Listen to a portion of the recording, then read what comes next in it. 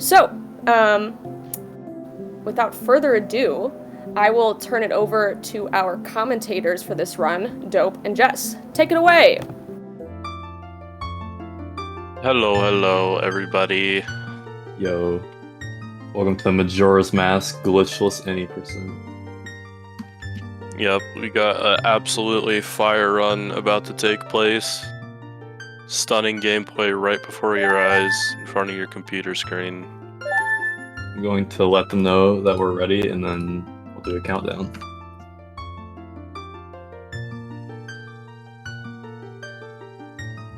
Alright. 5, 4, 3, 2, 1, go. Alrighty. Right. So yeah. First cycle. Yeah, so this first part of the run is gonna be a lot of cutscenes and establishing context for the run. Just trying to get through this part as fast as possible. So the thing about this game is when you first start, you're like very restricted for the first like 22 minutes or so. That's basically the case for every category. So there's going to be a lot of downtime here before we actually get started. Link is just chilling it here in the Lost Woods, vibing out. Yeah, so as this being a glitchless race, we're not going to go over everything that is allowed or banned. Basically, what you see is what is most likely, hopefully, gonna be allowed. I can list a few of the things that are like pretty obvious. So stuff like ISG, super slides, Hesses, cutscene skips via like pause buffering or like soaring away won't be allowed. But there's a lot on that list, so we'll probably end up pointing out a few here and there, but we won't read out the entire list from speedrun.com just for simplicity's sake. Yeah, a lot of glitchless. I think to me it's less so about defining what a glitch is, and it's more so like what the community really feels like should be allowed and not allowed. Like it's just gonna always be arbitrary, but it really just comes down to the community in the end. Yeah, pretty much. And then as for the any percent requirements here, those are fairly standard for the most part, except for any percent unrestricted. It's like any percent NMG and glitchless here. That'll basically be beat all 4 dungeons and get all 4 remains, and then go to the moon and kill Majora.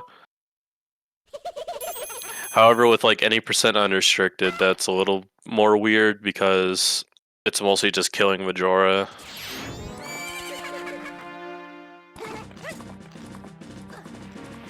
Yeah, and any percent glitchless, any percent also entails getting all the songs. You need to get like Garo Mask, Captain's Hat, and Gibdo Mask, just like a few extra things compared to like any percent no major glitches. Yeah, but they both share the kind of same thing where both of those categories have to beat all 4 dungeons and get the remains. Yep. Oh man, we're gonna get some movement. Getting some hot movement. So, yeah, we're seeing our first piece of tech here. It's called a quick turnaround. So your intuition might think that to turn Link, you would just want to like flick down and then target. But the camera is silly in this game, and if you try to hold down when you like flick down and target, you're gonna like start walking up. That's because the camera takes a few frames to fully adjust. So for like 5 frames or so, if you hold down, you're gonna actually go up. So you'd have to wait. But if you target, turn down, and then target again, it'll completely circumvent that. So you'll We'll save a lot of time doing that over a run for backwalks. Yeah, it's pretty much. It's like imagine doing the inputs for inverted camera in Ocarina of Time. If you do that in this game, it'll just turn you around normally. The frames for getting inverted camera are like slightly different, I believe, but yeah, when a lot of people from Ocarina of Time switch over to this game, they try to turn down in the way that just explained, but it ends up not really being good. Because the camera in this game, if you aren't already familiar, is very interesting.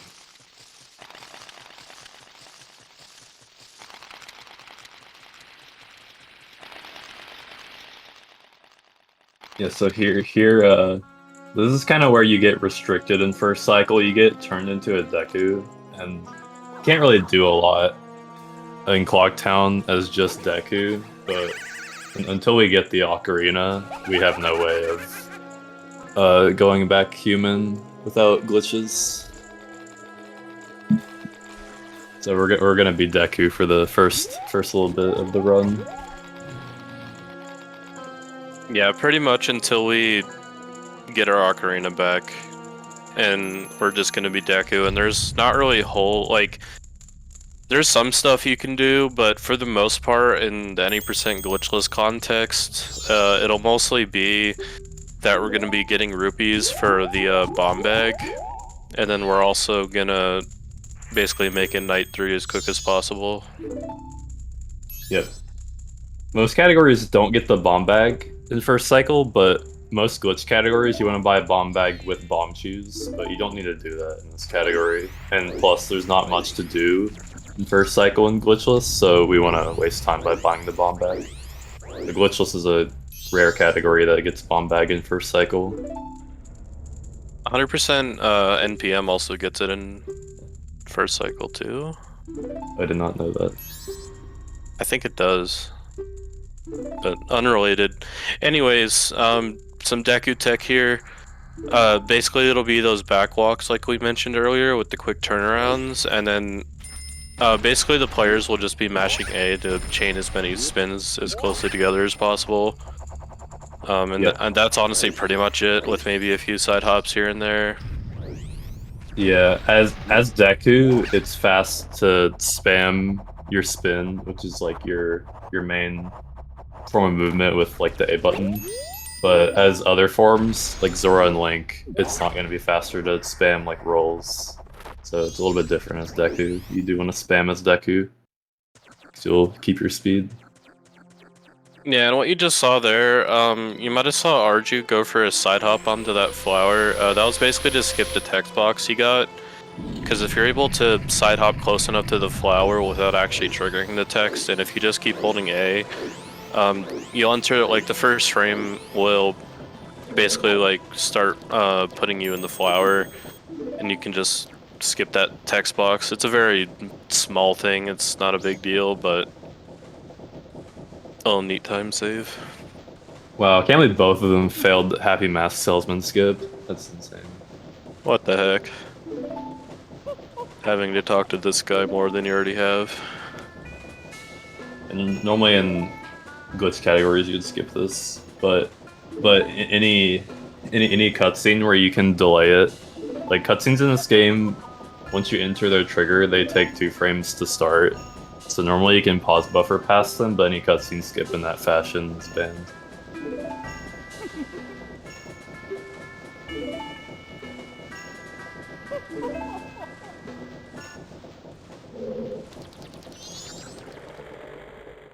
Yep, they're gonna be getting in Clocktown now. So they're gonna be doing a very typical method of getting to Night 3 as fast as possible. We're gonna see them going into the Stockpot Inn and hearing Grandma's day-long story twice. That'll get them to day 3, but once you're on day 3, you can't hear any more stories, so then they're gonna go to the trading post in West Clocktown and dance with the Scarecrow, and that'll bring them to Night 3. Yeah, basically we're trying to make it as Night 3 as quick as possible here because there isn't really much that we need to do during like the first 3 days, pretty much. We only want to start advancing in-game time, like I guess normally, without like the Scarecrow or Grandma stories, as soon as possible, because we'll end up getting the rupees for the bomb bag and then the stray fairy and use clock down for magic, and that'll just kill a lot of time for waiting for the clock tower door to open. Yeah, the first cycle has little enough to do that you just want to do all of it on night 3 so that you're wasting time while waiting on the clock tower. Yeah, actually in 100% no major glitches. We actually utilized the first, like, I think 2 days to do Deku Playground, and then we make it night 3. And I think it's like the only category that has ever like done more than like putting money in the bank in first cycle. So now we're seeing Ardju heading to West Clocktown for the Scarecrow. Kamex following closely behind. Oh, he almost got hit by the dog.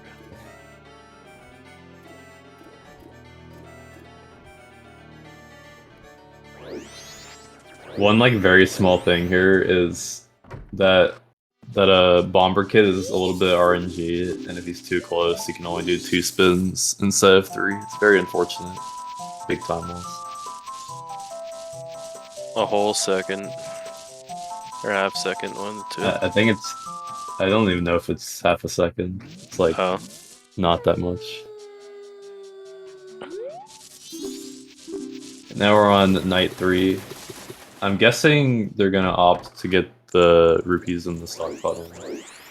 Yeah, it looks like it. So in the Which, normal yeah. glitchless route, I guess the more optimal first cycle glitchless route is you actually end up farming the Keat bushes in North Clocktown a few times, and then if you actually shoot a bubble in like the middle where the clock tower clock spins or rotates, it drops like 3 rupees, and that ends up killing more in-game time overall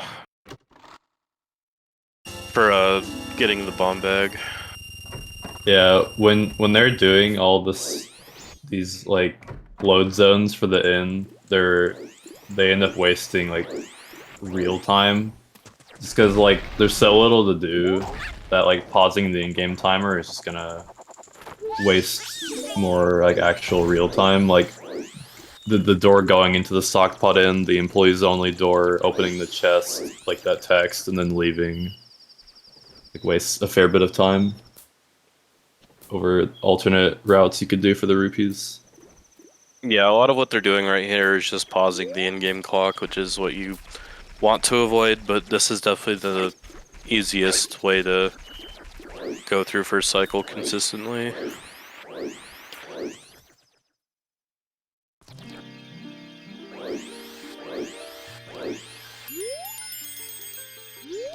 And now we So get snot bubbles.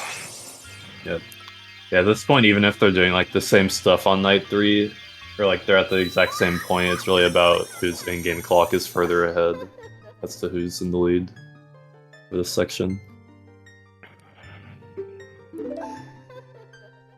Yeah, like honestly, your movement and if whether you get that title text skip in before we talked to HMS for the first time earlier, like that's pretty much all that really matters. Except, like, I mean, the movement in Clocktown 2 before you make it night 3 matters too. For like how far you are ahead in like real time. But once it turns night 3, if you do this like rupee route, your movement doesn't really matter. Because you have so much time to like kill. Yeah, it's only 8 PM for Ardju, and literally all Ardju has to do now is buy the bomb bag. I hope to do something funny while waiting for the clock tower to open.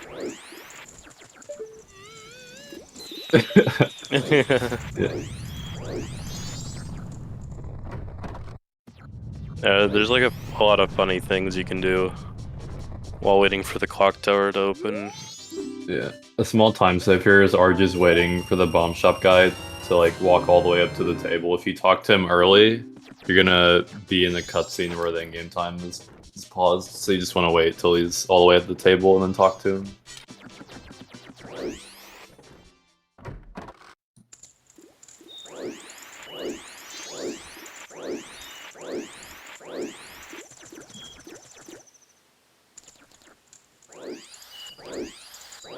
Alright, let's see if they have any tricks up their sleeve.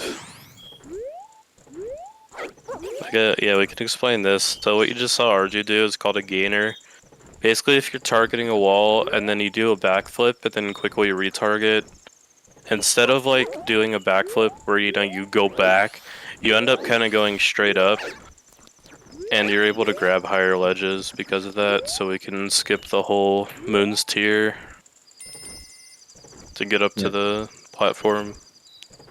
Yeah, that small little trick skips a lot of stuff. Also, if we have donations, this is like a perfect time. Just waiting around for midnight now. Absolutely. So we do have a couple of donations here. We have a $25 donation from Mini352 with the comment, "Let's go, Wicked Midna Magnets." In addition, we do have a donation from Nimbus125 with $10.49 and no comment. Very cool.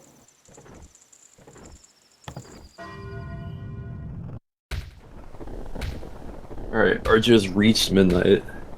One more cutscene, and then go up to the clock tower and then obtain our ocarina that was stolen from us. Yeah, Ardju is like slightly ahead, but it's only like seconds right now. Yeah.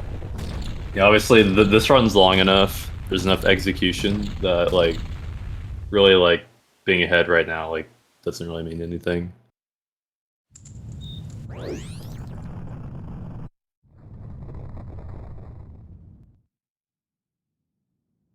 Yeah, it'll be very easy for Kamex to, or Ardju to just either keep up the lead or Kamex able to bring the lead. It can go back and forth, really. Sense of how long this run is.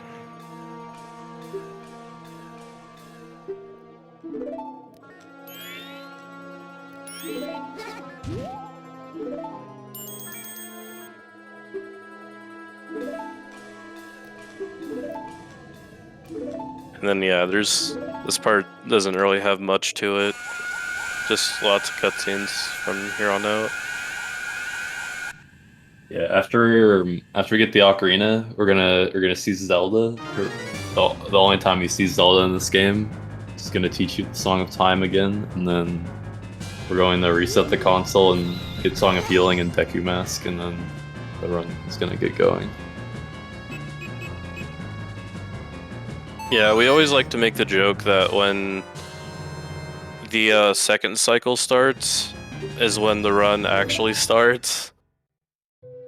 Because, Yeah. you know, when you do these speedruns for long enough, you know, you don't even feel like you're doing a speedrun at this point. It feels like you're kind of just like going through an auto score really for like 25 minutes. Yeah, it is a little bit unfortunate because I feel like the MM speedrun is just great after you get past first cycle, but when you're like grinding or like starting out running this game, it's like kind of a hurdle you have to accept and get past if you want to run this consistently. It feels less bad in the longer categories, but when you're like really grinding a category where you're doing a lot of resets, it can really get to you.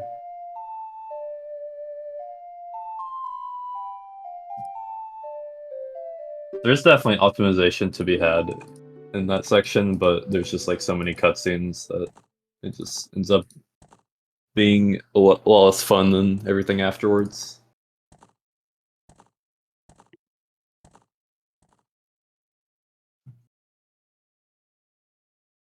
Bye, Zelda. Never gonna see you in this game again. Unfortunately. Bye forever.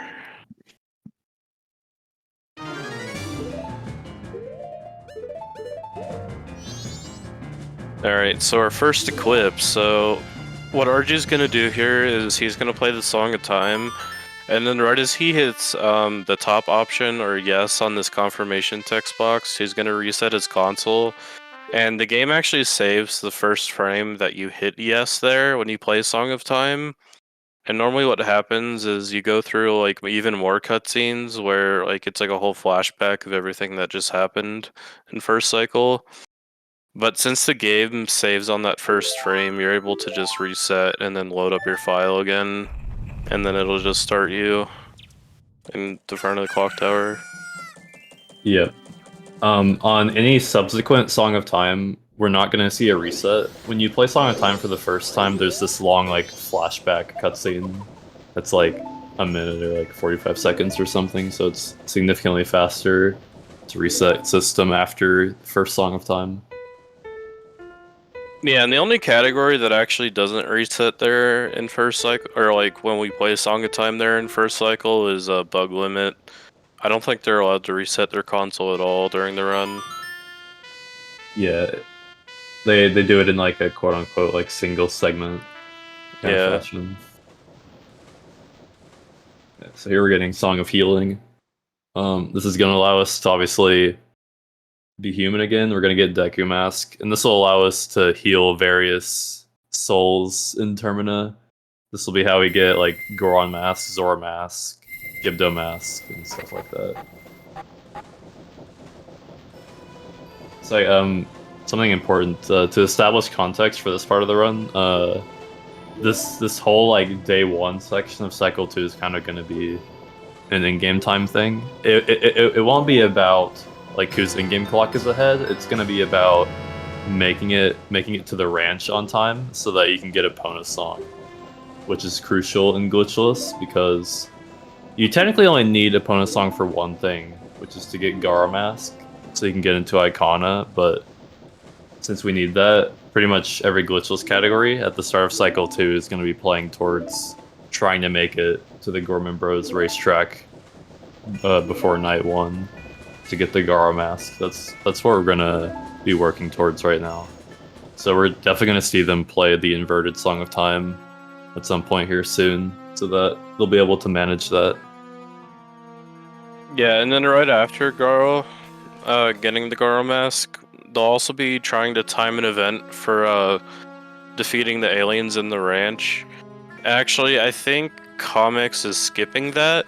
That's one of the route discrepancies that we're gonna see, where Kamex is only gonna end up getting 2 bottles for collecting the eggs for getting New Wave later on.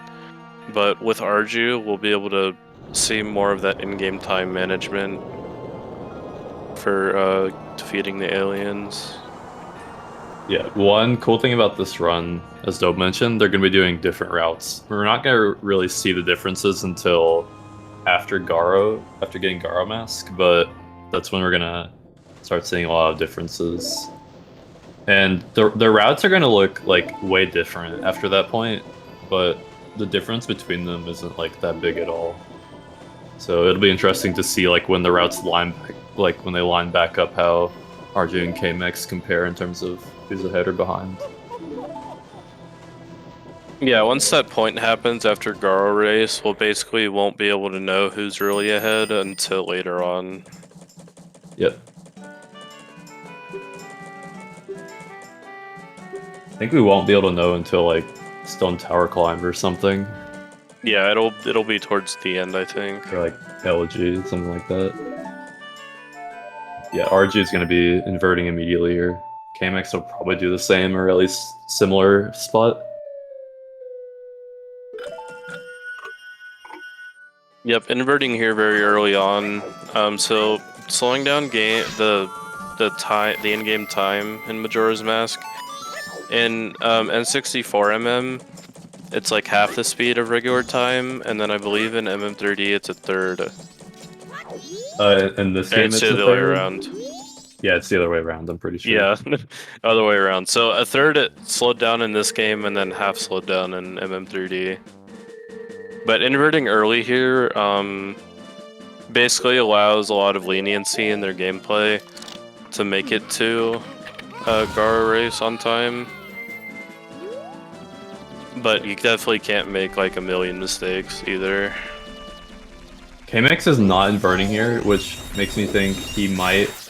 I think Kamex might be playing Song of Time at some point before Gara race, just so that his in-game time would be more lenient. But I think Ardju is going for the 2 cycle, which like the main, like the most commonly ran glitchless route or like the advanced route is called 2 cycle. So the run will just be first cycle and then this cycle. But I think Kamex will be doing 3 cycle, which doesn't waste a lot of time, but it just makes getting to the Gara race easier. Yeah, I just looked and it seems like RG is going to be playing Song of Time after getting Lens.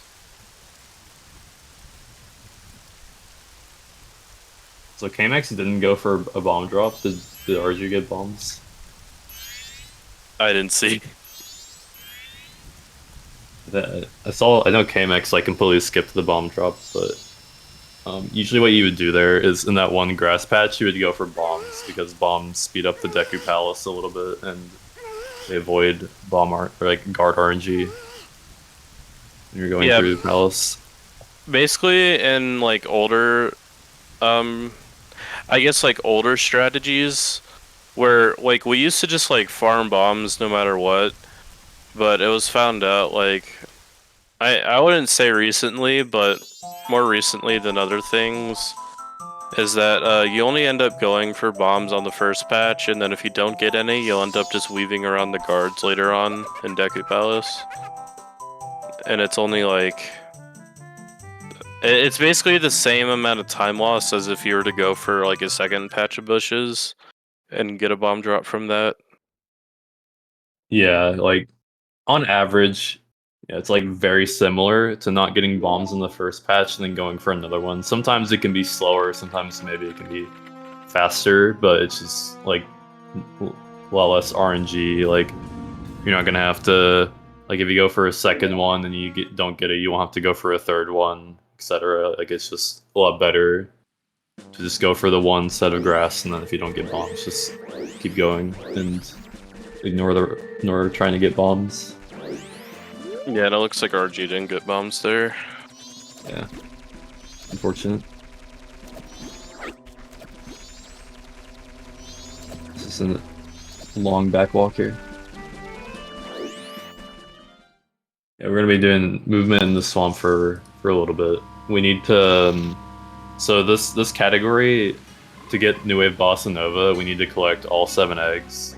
So a lot of the routing early on is gonna be trying to get the most efficient bottles, which the advanced route is going to get the red potion bottle here, the Goron race bottle, and then the aliens bottle. Yeah, but like I mentioned earlier, Kamex will only end up getting 2 bottles. I'm pretty sure one from here and one from Goron race, and that'll be it. Because he'll be skipping aliens. Yeah, so only getting 2 bottles wastes a trip to Pinnacle Rock. You have to do an extra one, but like you spend a lot of time like setting up for aliens and also like actually going to the ranch and defending the barn. That like the time difference between the extra Pinnacle Rock trip and doing all that setup and execution of the alien segment doesn't end up being as big of a difference as you may think. But the number of Pirate Fortress trips is going to be the same, I believe.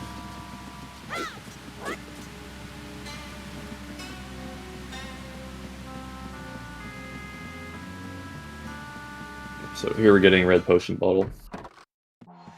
Yeah, so they're closer than they were before, but that's mostly because Ardju has played the inverted Song of Time while Kamex is not.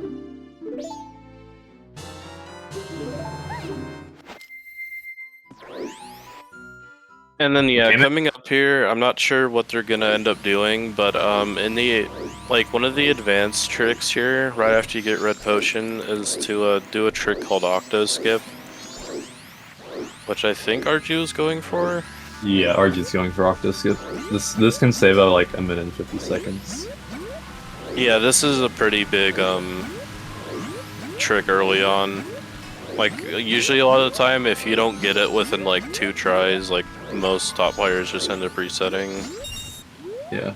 I'll answer a question in chat. It is pretty close, but if Ardju gets this trick like decently quickly, or even with some mistakes, Ardju's gonna be like over a minute ahead. Yeah, so If basically Ardju what Ardju is trying to do is he stood in a certain spot on the lily pad, and then he's waiting for it to move in a certain way, and then timing a roll to basically get like a roll jump off of that lily pad, and then you don't really clip, but you kind of get like a pop up onto the left side there where the Octo is, and then you can if you void out its Deku and then respawn, you'll be able to spin past the Octo. Okay. Oh, the Octorok controlled there. Yeah, the smaller Octorok there is shooting pellets and it's being annoying. Yeah, like, this is a little bit precise because, like, the range for the Octo will just eat you when you roll is, like, big, so... It's like, okay, nice. So, Yeah, so you got it there. Ardju didn't get the optimal ending there, so optimally, you get up there, you can put on Deku, like, before the Octo can eat you, and then you drop down, you void its Deku, and then you're on the platform, but a decent amount of the time, you're gonna get eaten immediately, so you have to respawn the lily pad and then void out from that. And since the pads like move around and they're RNG and they're not like stationary platforms, they don't count as platforms for when you Deku void. Just because like you could void and then like not end up on the lily pad if it's like moved too much. So yeah, you just end up on that little platform you jumped to for Octo Skip. So yeah, now Ardju's got a pretty decent lead. Yeah, Even for a with- long time for that trick, the only way to like really do it was like at least easily was with the bomb long jump, but that's obviously not allowed in glitchless. So I think it was like a year and a half or so ago that a Druk ended up finding a way to just roll up onto that little area, like platform next to the Octorok. Yeah, considering like this is glitchless and like time saves are definitely found less often than other categories, like that was kind of an insanely huge discovery. Mm-hmm. Like the world record before Octoskip was found was like 245, and then like half a year after Octoskip was in the run, it became 241. So it was pretty massive.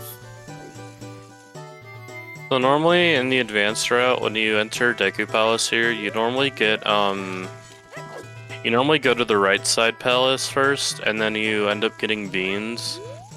But since they're both going to be playing Song of Time before they can end up actually using those beans, they're just going to skip them for now and then come back later to get them for the well.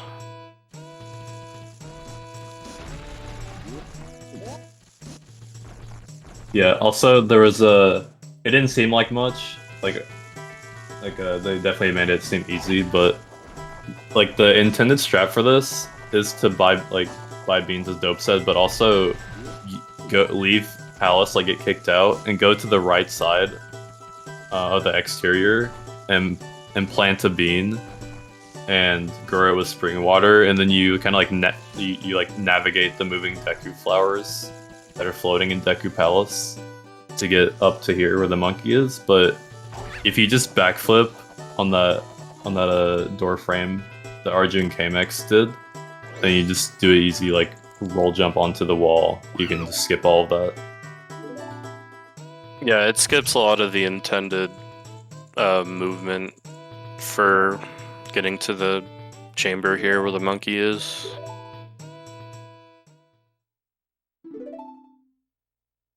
And then here what you're about to see is another example of a pop-up in this game. So it's very similar to the way we were able to pop up onto that ledge where the Octorok is for Octoskip. We can just roll up onto that platform there and then it'll just pop us right up, and then we're able to just fly over here to get Song of Soaring. Yep. That also skips some more intended movement. Over there, there's some like big flowers that have like the little Deku flower, like those trees have the Deku flowers on them you can burrow in, and there's like a alternate exit to Deku Palace. And you have to like fly around to get here, but pop up saves a nice amount of time over that. Yeah, and there are dragonflies in the area, and doing the intended movement, they can be very annoying.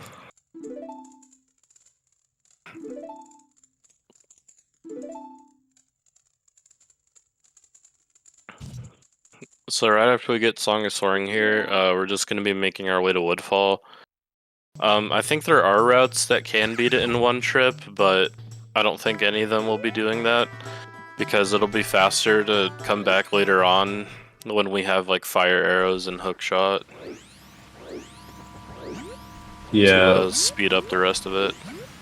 Yeah, one trip is not ever really faster.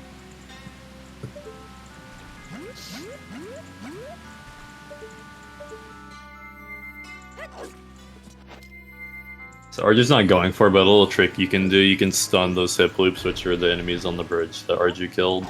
And you can kind of just like walk past them without killing them.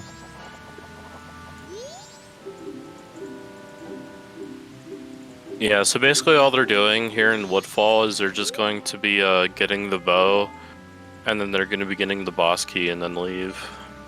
Or actually, I don't even think they'll be getting the boss key. I think they're just getting bow. If they're doing 3-cycle route, they won't get the boss key, because boss keys are one of the items that don't stay when you Song of Time, which is also why they didn't get beans, because if they got beans now and played Song of Time soon after, the beans are just going to go away. So the 3-cycle route does a little bit of different routing here.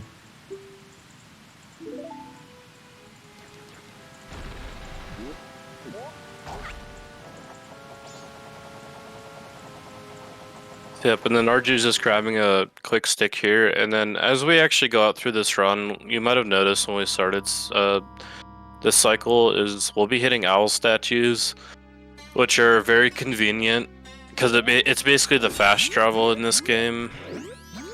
So as we go out through certain areas, we'll be hitting most of the owl statues, not all of them, but the ones that we need to like soar back to are the ones that we'll end up be needing.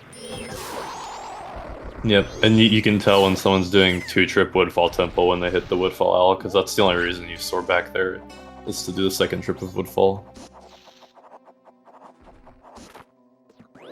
Yep, and then we can skip some more intended movement here by just doing a backflip onto the bottom branch there, because Deku flying is very slow. Yep.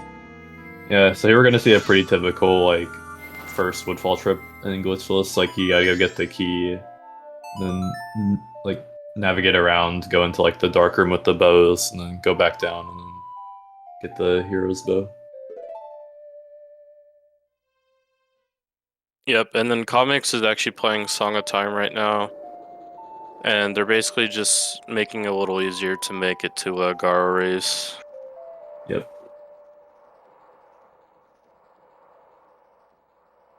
We're gonna see Ardju going for a block skip. Yeah.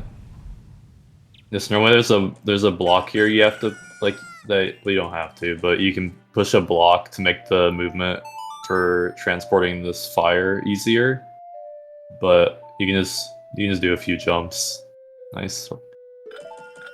And then you don't have to push the block. Saves a little bit of time.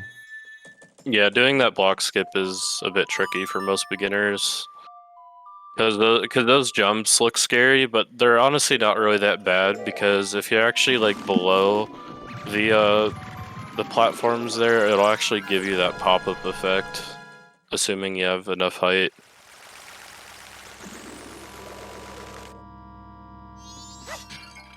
And then actually a thing about the Deku stick too is that as soon as it's on fire, it'll start a timer for when it's supposed to burn out. But if you actually run it through if you light another torch or run it through a lit torch, it actually resets that timer.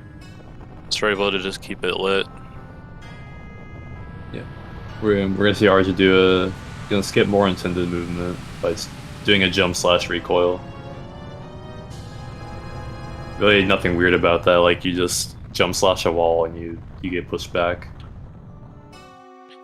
Yeah, a while ago we actually used to do something called an anti-grav jump slash recoil, where basically instead of going down that opening, we'd jump slash down a different one, and that'd give us an effect called anti-grav or anti-gravity, and it'll basically like let us stick to the ceiling for like a brief second, and then we'll be able to like make our way to the hero's bow here. But we ended up having a revote on it, and we ended up banning anti-grav. That one in specific. I mean, there's no other ones in the run, but basically what you saw is like a slower variant. Yeah, by a couple seconds. So during that Dynalphos fight, Ardju did like a seemingly random jump slash, and then he crouch stabbed and killed the Dynalphos in one hit. So one little quirk of the Japanese version, there's a glitch called power crouch stab. So like your default crouch stab damage value is 0, but whatever the last attack you do, the crouch stab will have that damage value. So it's usually advantageous to do a stick jump slash and then crouch stab off of that. But this glitch was patched on the English version. Yeah, on the English version, your default crouch stab value will always be 1, no matter what attack you did last.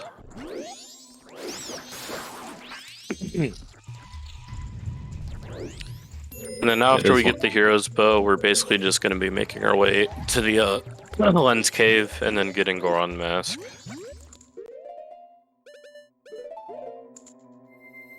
We're gonna see Kamex pushing the blockers, so we'll kind of see what this room looks like if you were to use the block.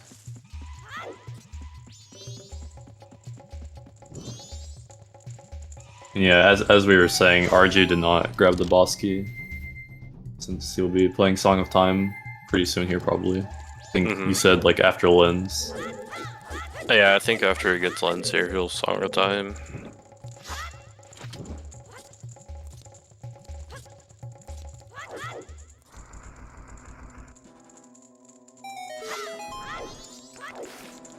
Yeah, something to note here is you do need to come to this path with at least one bomb so you can blow up those snowballs.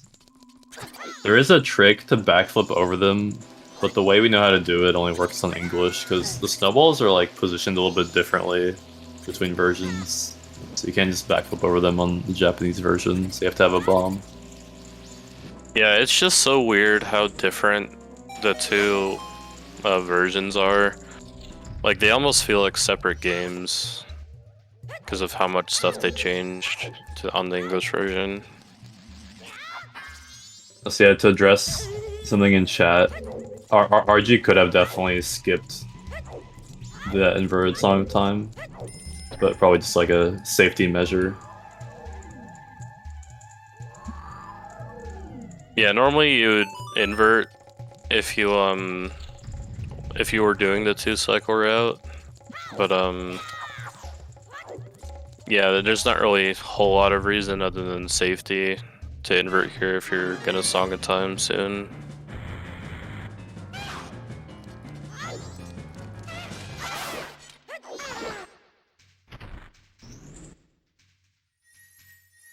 Yeah, really, like the one unfortunate thing about glitchless is that like this whole part of the run is like practically the same in like every glitchless category.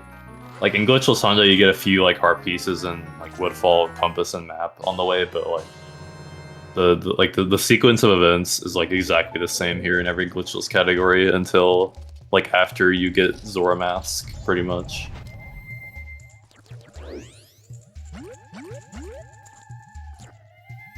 Yeah, we're just gonna get Lens, which I think he only needed Lens in this run to get Goron Mask, so that's what we'll be using it for soon.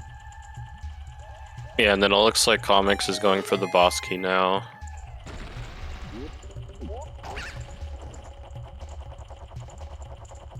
Maybe he is doing 2-cycle then. I'll hear any song of time. Or wait, yeah, you're right. He already Song of Time. I'm tired. I'm used to seeing people when they do 3-cycle Song of Time in the mountain section. Yeah, same. Yeah, we're seeing the Song of Time from Ardju here.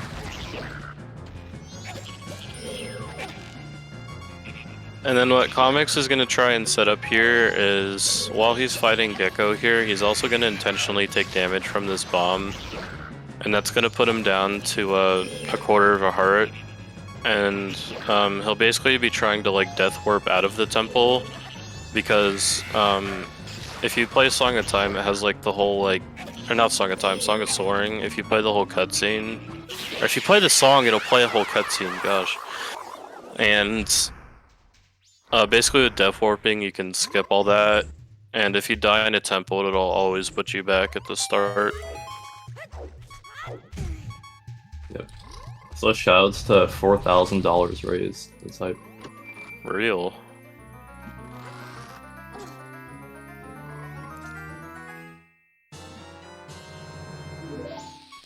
Yep. So he has the key here, and it looks like he's just playing it a little safe. So something there with death warping is if you die immediately after clearing like a it honestly varies, but you'll drop a bomb and then you'll open the chest, and then it's basically how quickly can you close the text to get something called a fast death warp. And the fast death warp basically doesn't play that little like jingle that normally happens after Link like falls over. So it skips that little song, and it's just a little bit faster. It kind of varies on like some chest text boxes, like on light arrows, it's a bit more precise to do because there's only like a certain window before it'll play that song when you die. Yeah, so when you get an item, there's obviously like the get item jingle, and if you die fast enough, then the get item jingle will just override the death song, the game over song or whatever. So the longer the text box is, as Dope said, like the more precise it ends up being, just because the get item jingle is played out for longer, so you're more likely to have it end, and then the game over song will start.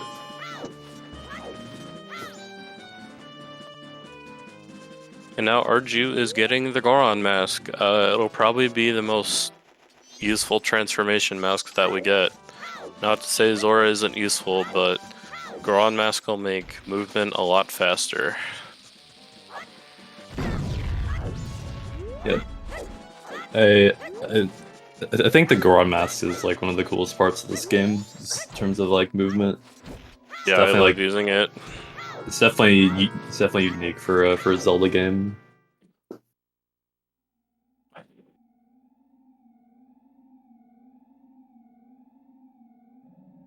We're gonna see a small little tech here. Normally, what you may do is you would normally when you put on a transformation mask for the first time, there's like that cutscene that plays where you're like putting it on.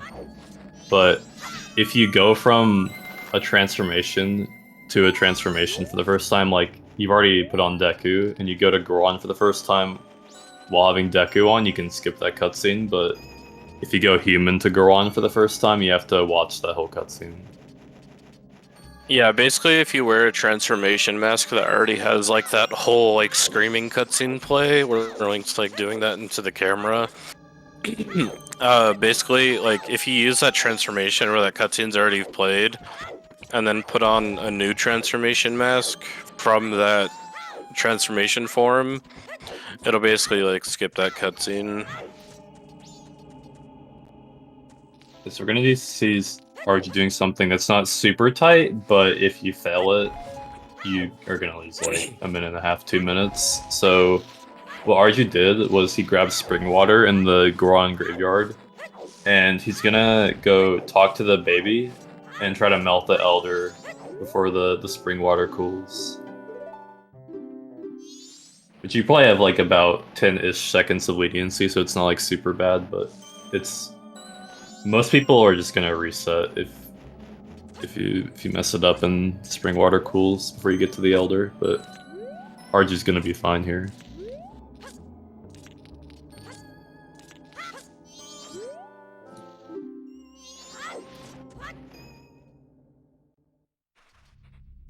Yeah, and here you can actually throw down the hot spring water early, because it's like you can punch a snowball and the spring water's still active and it'll melt the ice that the Elder's enclosed in. And here we're kind of just waiting for the Elder to remember the first part of the song.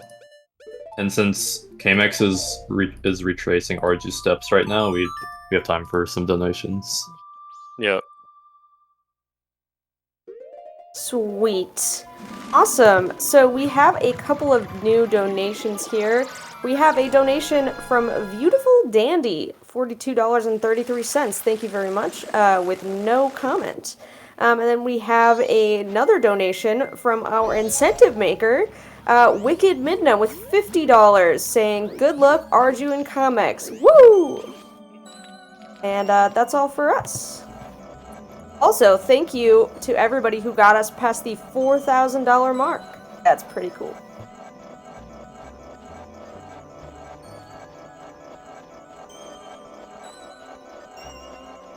Ardju's getting the lullaby intro here. After all that time, the Elder couldn't even remember the whole song. Only remembered 6 notes. He only had to remember 2 more. 3 notes repeated, and then he couldn't remember the last 2.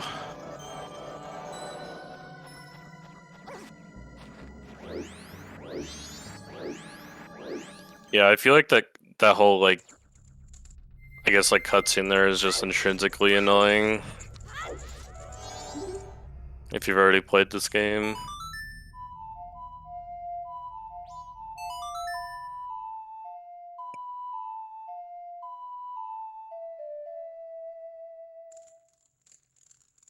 And then I guess, like, a little bit of tech there with opening the shrine here is if you actually go right underneath like where that little overhang is for like the door, you can actually like basically hit the top of that ledge and then it'll like shorten your ground pound so it doesn't go all the way up in the air and you're able to go down to the ground quicker. Save those frames. Real. Now we're getting the entire Goron lullaby.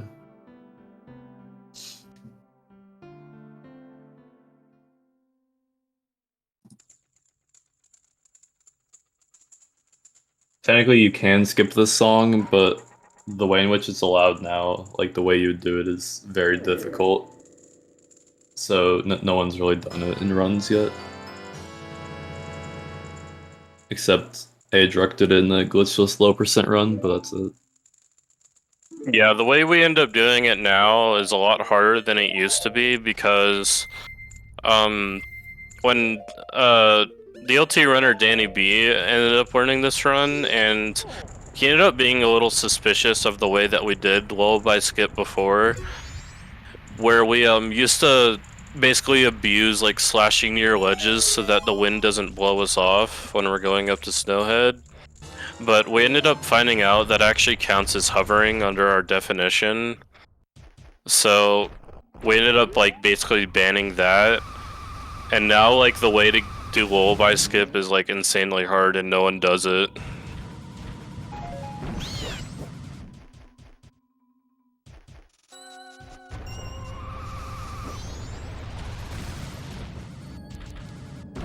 We're done with all that stuff. Ardju's gonna go to Snowhead Temple now. Yeah, then it looks like Kamex is doing a little bit of the safer route here. So he's just gonna use the hot spring water to melt the grotto there where there's more hot spring water. Just so he can fill up his bottle again without having to play around that original timer. Yep. Some people will open the grotto for safety, but I think at that point it's actually faster to talk to the baby as human before you get limbs. That only wastes like a few seconds, and it cuts out another Goron Shrine trip. But if you're doing the advanced spring water strat that Ardju did, you want to talk to the baby as Goron when you have spring water. Yeah, the movement just ends up being faster.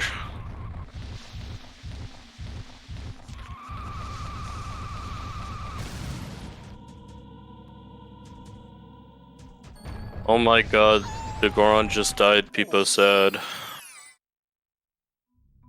Killed him. Yeah, that's the only time we're using the Goron lullaby in this run. To put that Goron to sleep so we can get past.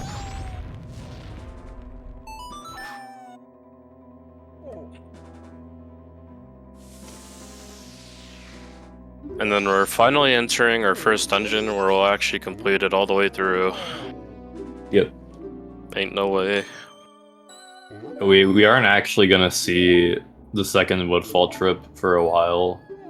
Because like Dope said earlier, we want to go there again with fire arrows and hookshot. But we're not even gonna go there immediately after we have hookshot. There's better spots later on where we can route it.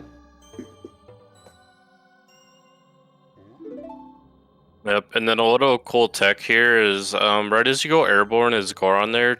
When crossing over that bridge, you can actually just immediately hold left, and Goron will basically go to where the door is. You don't have to like undo your spikes, and you're able to maintain it the whole way.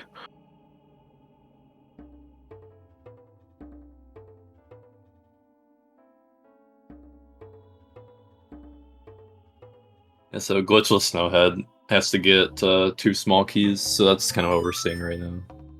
Like we don't have a good way to just like go straight up to fire arrows. We gotta do this. Yeah, and then here we're seeing our first instance of a damage boost with Goron. So basically Ardju's going to drop a bomb and then pound, and then basically he's going to let go of the A button to uncurl at a specific few frame window, and that will boost him up to that top ledge. Yeah, Goron doesn't take damage from bombs while you're curled, so you do have to time your uncurl a little bit there.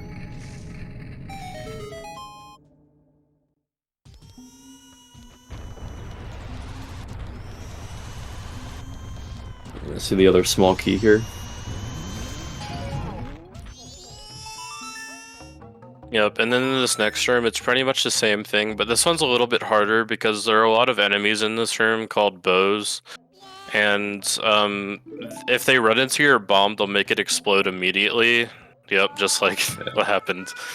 And it ends up just being a bit more precise in how you do it. Because they end up respawning. Yeah, the ledge is also like slightly higher than the first one that Ardju damage boosted onto.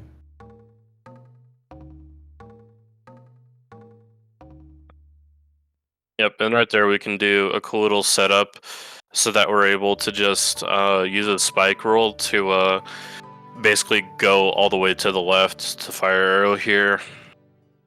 Instead of having to like go around and climb the ladder.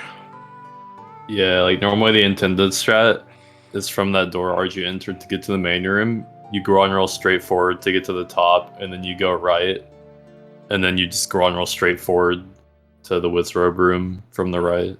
But you can just do it diagonally. There's a few different ways you can do it. Yeah, Ardju went for a cutscene skip to skip the cutscene where Wizrobe runs around before the second phase, but unfortunately mistimed it.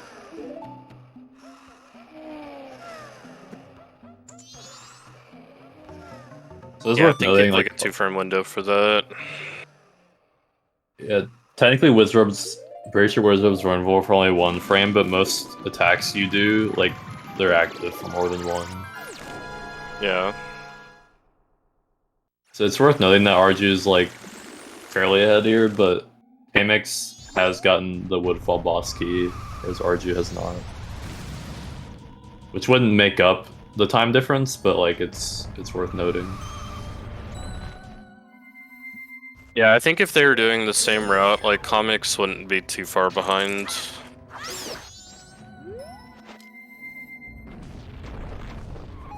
They played Song of Time in different spots, but it didn't really matter too much.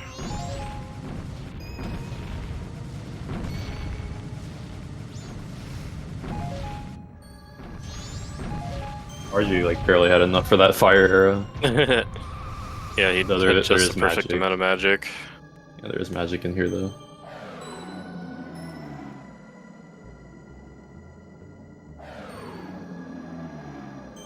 Yeah, if you end up missing your shot, the Xenos can be annoying because you'll pull another fire arrow and that'll actually take your magic away. And then the Xenos can throw a snowball at you and they'll basically like, cancel your fire arrow and you'll waste magic. We're seeing a big sequence break here over intended. Like normally to get in this tunnel intended you have to like race the pillar, but you can just either throw a bomb to blow up the snowballs or do what Ardju did and shoot a fire arrow. Bomb is a little faster usually. Yep, and then here we can kind of do like another curved spike roll to make it down to the last wizard fight in this temple for the boss key. Yeah, that roll looks spooky, but literally if you just curl, hold upright, you get it.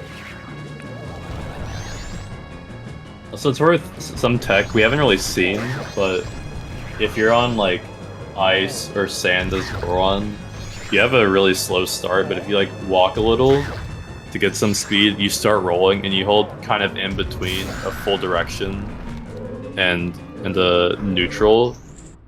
You can get what's called a quick roll or ESS roll, where you completely skip that slow period of the start of your roll and just immediately have high roll speed. Yep, and then Ardju ended up getting the wizard cutscene skip there. Yep. And then now we're basically going to do that same trick again. We're going to just shoot the snowball down here and then do a jump slash down to make our way up to Goat.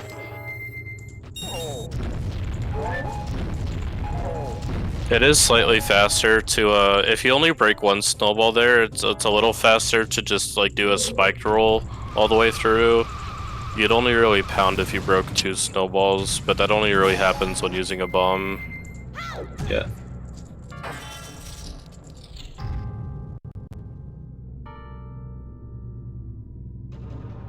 You know, so silly thing about this dungeon is you have to fight Wizard twice if you're getting the boss key fire arrows.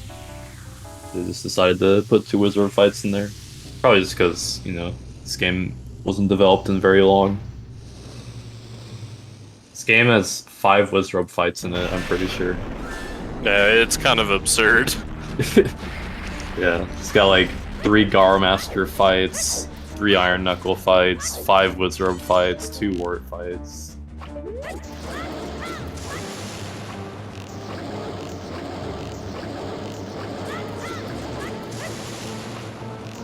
And we're seeing a common Goat strategy here. So when Goat's standing there, he's on like a timer, and if he doesn't see you for long enough, he'll start running at you.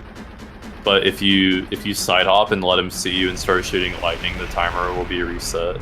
So you can just abuse that and just kind of sit there and do a few cycles of arrows with side hops in between and kill him fast. Yeah, and also Ardju timed it so that the last arrow hit Goat right as he started running, and then I'll actually spawn the remains here pretty much right next to him, so you don't have to like cross the whole arena.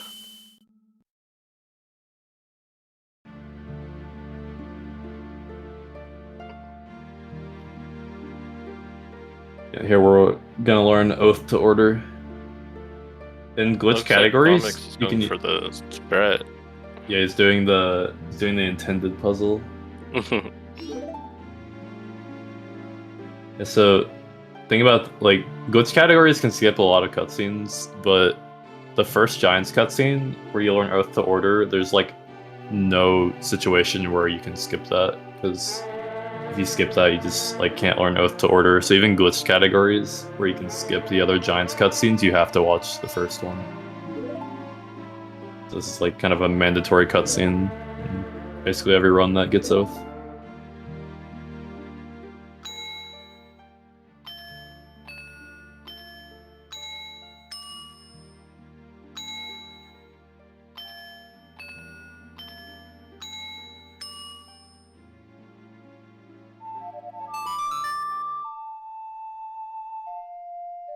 Yeah, I think we're gonna see Kamex do the intended strat here.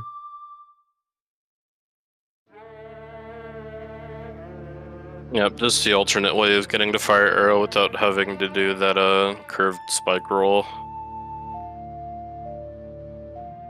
And there are actually like 2 ways to skip these cutscenes now. There only really used to be one way for a long time, and that was where if you stored the Song of Time and then brought it up right before you killed any one of the bosses, you're able to keep that text box up on screen, and right after you pick up the remains, you can save and then reset your console, and that'll end up skipping the Giants cutscene. But about like a year and a few months ago, we found a way to basically grab the remains without storing Song of Time, and like not have to watch the cutscene with something called Remains Escape.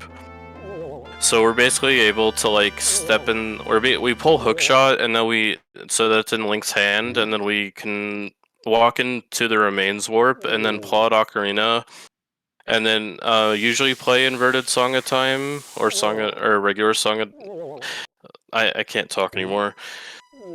We can play Inverted Song of Time or Song of Double Time, and then it'll basically delay picking up the remains until after the song is over. And then it's a little tricky on like how you go clearing like the cutscene and text after it, because the cutscenes will basically overlap. But if you do it correctly, you'll basically be able to take the remains with you without warping away.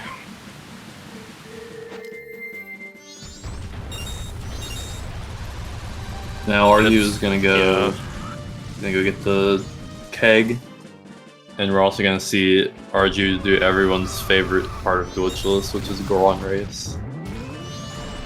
Everyone loves Goron Race, I'm sure. Yeah, if you normally, like, if your movement and like pathing ends up being pretty good in Goron Race, you should win about 80% of the time, but the way they programmed the Gorons in that race is kind of annoying, because they have something called like rubber banding, so when they end up behind you, they'll end up like speeding really, like they'll just go really fast, and they're able to like get in front of you and like hit you and like get rid of your spikes. And they can just be really annoying. But for the most part, it's not too bad. Yeah, it's unfortunate. It's not something that really anyone is 100% consistent at, and you can't really be realistically. Mm.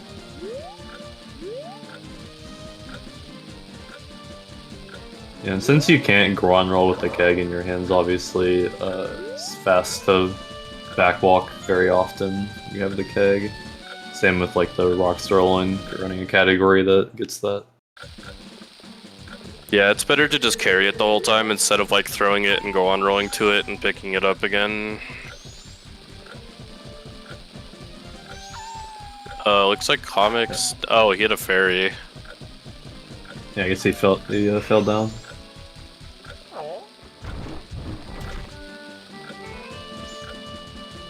Alright, trying to do the boss key roll. Yeah.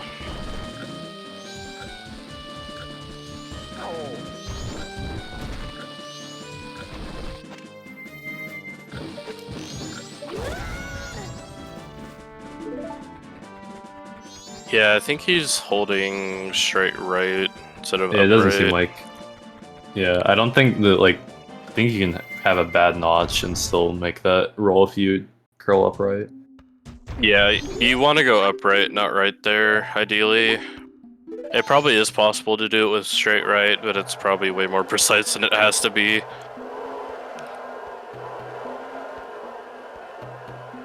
Alright, time for Goron Race. Will Ardju get first try?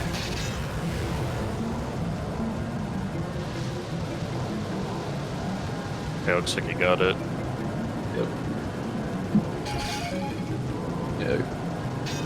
Ardju's gonna try to go through magic pots. It's obviously not good if you run out of magic. Yeah, ideally we maintain our spike roll here the entire time, but what can actually happen is if the Gorons hit you on a sloped surface, whether it's up or down, there's a pretty good chance that you're gonna end up losing spikes because this game is weird.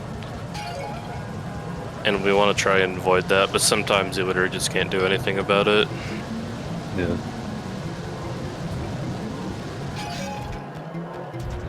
And then another optimization during this race too is that you want to go airborne as least as possible, because when you're airborne as Goron, you end up losing speed, so you kind of want to stay on the ground the whole time.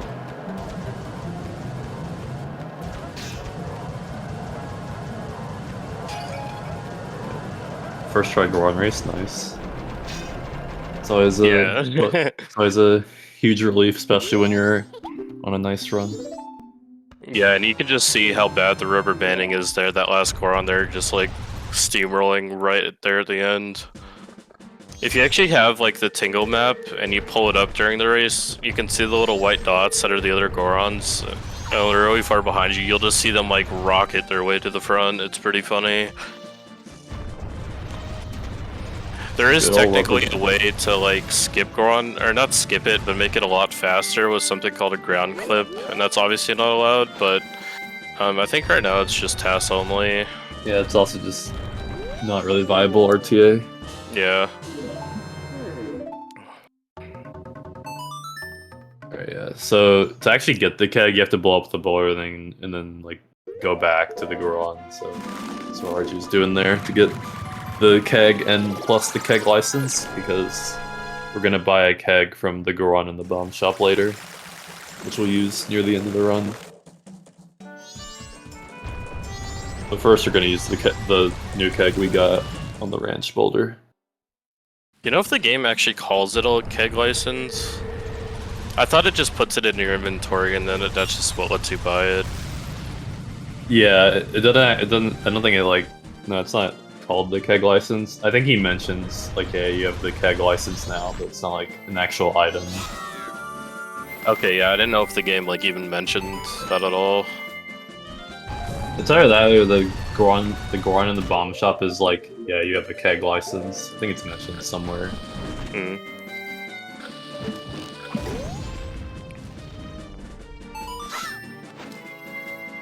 Yep, so I'll end up using 2 kegs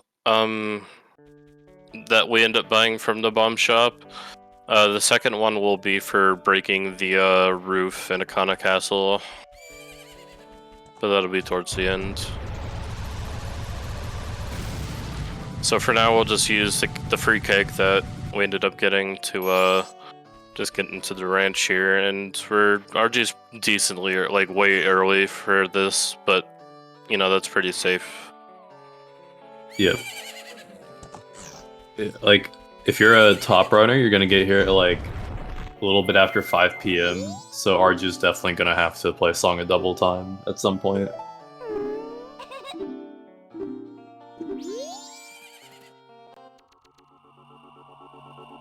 Just so that Ardju's not super early to aliens. Yep, and now Romani is teaching us about the aliens. I think they call them ghosts, but we call them aliens. We call them aliens, but technically Romani calls them with quotes around it. I think the game guide refers them as ghosts or something.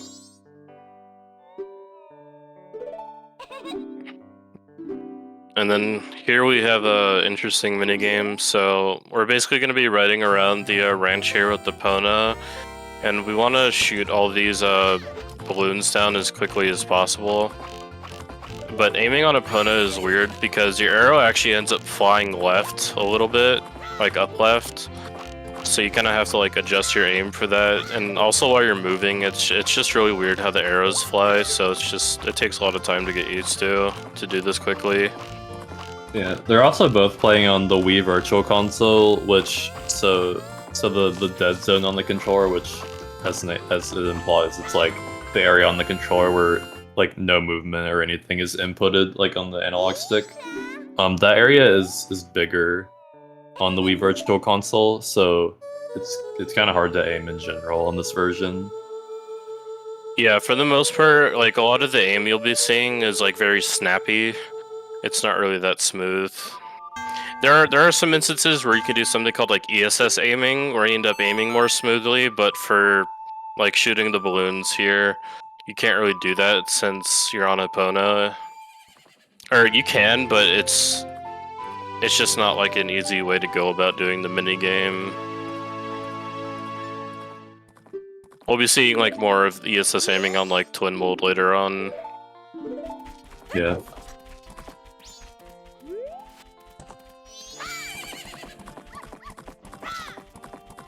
Yeah, so we were talking about like making it to Gar race before night, but also after it turns night you can't get a Pona song either. But they're like so close, they're so close to each other that we kind of just lump them into like the same event pretty much when like talking about it. But yeah, now Yeah. Ardju's gonna get the Gara mask, which is the second thing we were building up for the time of day. Yeah, and you could Sword of the L after getting the song there, but it's just a lot faster to bring Epona on over so that you don't have to call Epona again with the song. Yeah, if your in-game time is insanely tight, then you would soar, but that's the only case you would soar. Yeah. And then here throughout this race, Ardju is basically going to be manipulating his carrots specifically so that you're able to maintain top speed the entire time. And then we're also going to be trying to like cut corners as clean as possible.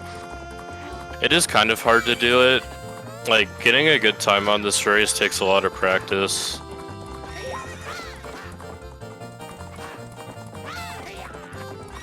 If you lose though, it's definitely not a great time loss. Yeah. At the beginning, Ardju used all the carrots, which may have been an accident, but using all your carrots is bad because it takes a long time for all the carrots to come back. Because when you use them all, they all come back at once. And, yeah, you want to use them all like at the very end, but not at any point before that.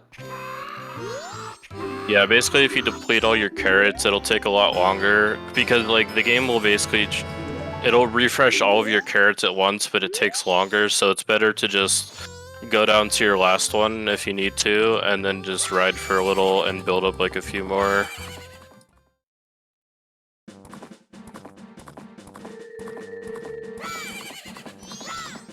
And then now we're basically just going to be riding Epona to enter Great Bay here. You can get over this gate Ardju's about to jump over with a Goron bomb boost, but it's just better to take Epona here since we already have her. Yep. And like I said, I imagine Ardju has song double time at some point. It's just a matter of where. Yeah. So basically, where Ardju plays Song of Double Time is basically going to be the timing for making it to Aliens. Yeah. The Aliens event starts at 2:30, and the first wave wins at 3:49.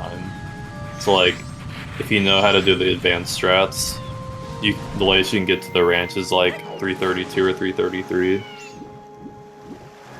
Yeah, usually most people end up going, like, entering the ranch, like, just a tad before 3:30 or right at 3:30. When it's a little bit after 3:30, like 3:32, like, it just makes it a little bit more tight because you have to be really quick on killing that first wave of aliens, especially if you're uninverted. Also, we're seeing Goron race from Kamex. Hopefully, you can get a double first try Goron race.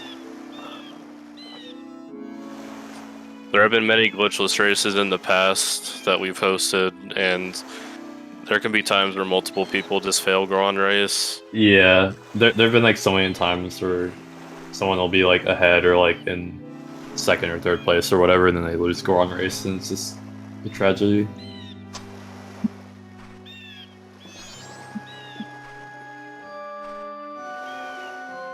Pretty much, you lose like about like a minute 20 or something if you fail it, so it's pretty bad.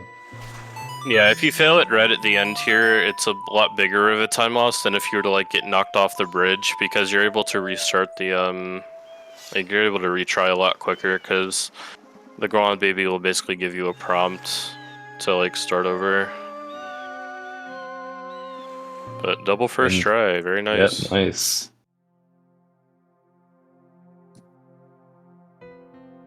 even for like top runners, like if you had a race with 2 top runners, like even the double first try for 2 top runners wouldn't be guaranteed.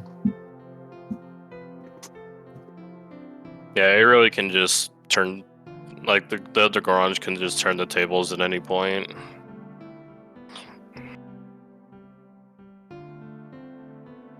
You were seeing the Zora mask cutscene, famous Majora's Mask cutscene. I wonder who plays the piano during this. I think it's Beethoven. True.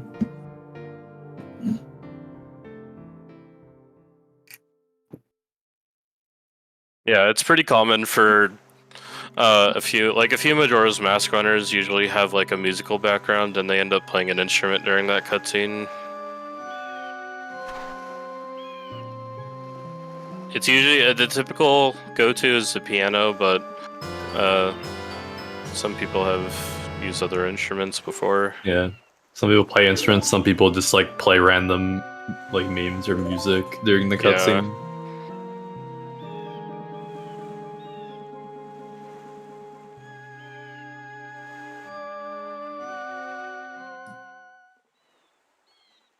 Yep, and now we're basically just seeing the same thing from Kamex8. Yep. Now that we have Zora Mask on Ardju's side, we're gonna see Ardju head to Pirate Fortress and get the hookshot and an egg.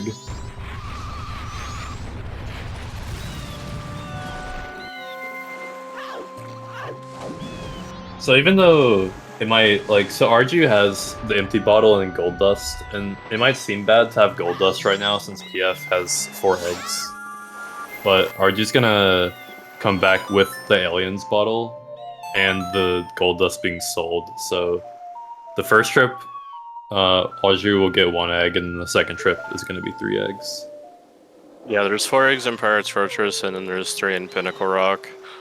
So it ends up just kind of like working out. Because the only egg we'll end up getting is in the hookshot room. Yeah. And since Kamex is only going to have 2 bottles, he will need to sell the gold dust before going to PF, so he can do 2 eggs per trip.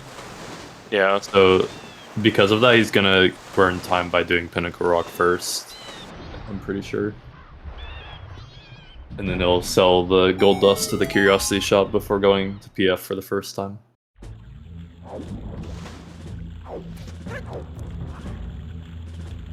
Yep, so now we're in Pirate's Fortress, and what's common in most glitch runs is that you can just hover straight over to skip the sewers section here, but obviously that's not allowed, so once Ardju crosses to this other side, we're just going to pound that switch with Goron, and then we're just going to go to the sewers fairly normally. Yeah, this is another one of those things, pretty much like everything in the run-up to this point that you just have to do in glitchless. Yeah. Seeing an uninvert here from Ardju, because there's little enough that we do in this section where if Ardju stayed inverted, he would get to aliens at like 9 or something. Yeah, it'd be stupid early. Because ideally you enter the ranch after 2:30 at the very least, because if you're in the ranch before, the cutscene for the first wave spawning will play, and that's obviously slow, so you want to try and avoid that. Yeah, if you get there before 2:30, you just end up waiting outside the ranch until after 2:30, so you don't have to watch that cutscene.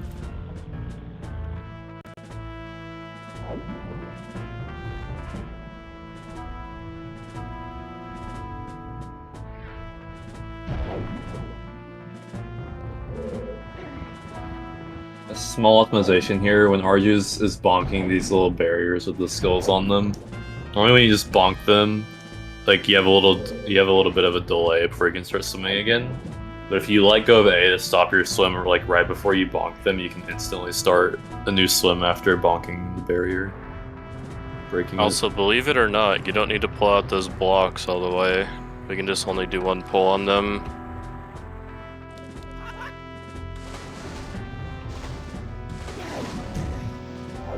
And a little tech you can do there is when you're swimming up to that little like first ledge, you can Oh, we used to do something called Flying Zora, where as you're coming out of the water, you'd press the B button, and then he'd kind of be airborne a little, and then you're able to like rotate him a little, so like you don't have to like stay in the water for too long.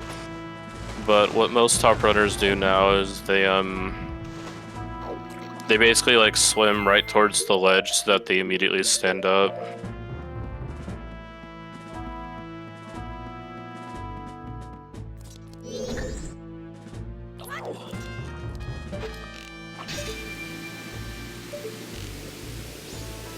And then here we're just taking the geyser up to shoot this crystal switch. Ouch.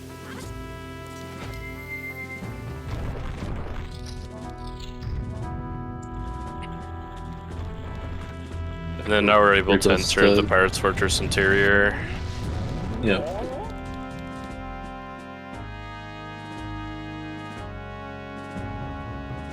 Yeah, this so something here that's like been debated for years, and I still don't I thought I knew the answer to how this worked, but I don't actually know anymore.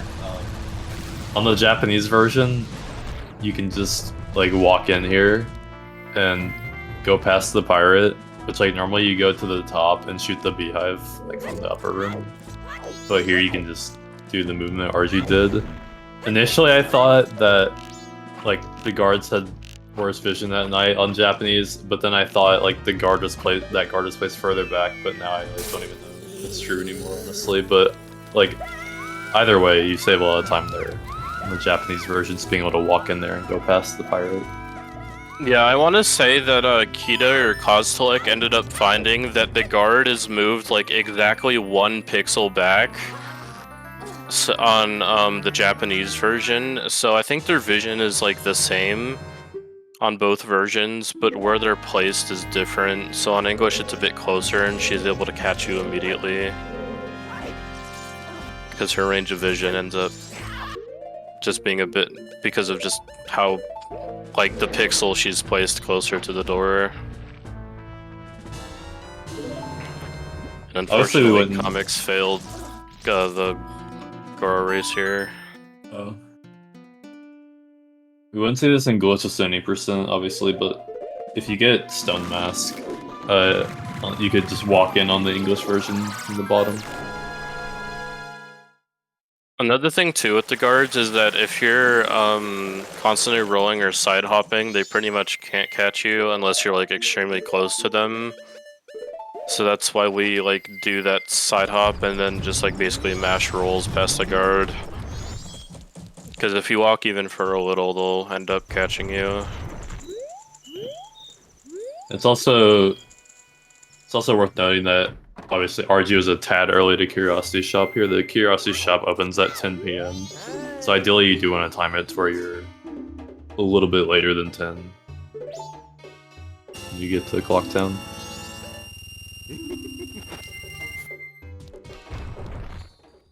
So yeah, we'll end up selling the gold dust here in Curiosity Shop because it'll free up our bottle and we'll actually be able to make quick use of the bottle by grabbing a fish here for the well later on.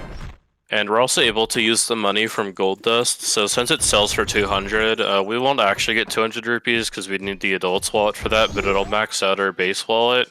And then we're able to buy another keg and some bomb chews for Akana Castle later on in Stone Tower. Yeah, the bomb chews aren't required, but they save a fair bit of time at the end. Yeah, they're used in like one room specifically.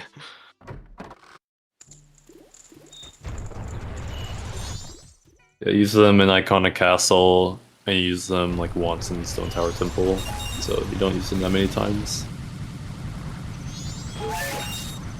Or just getting unlucky on magic. Yeah. Ideally, you just keep your magic full here by rolling through the grass to keep a spike roll the whole way, but sometimes RNG cannot be in your favor. I know, I can't believe it either.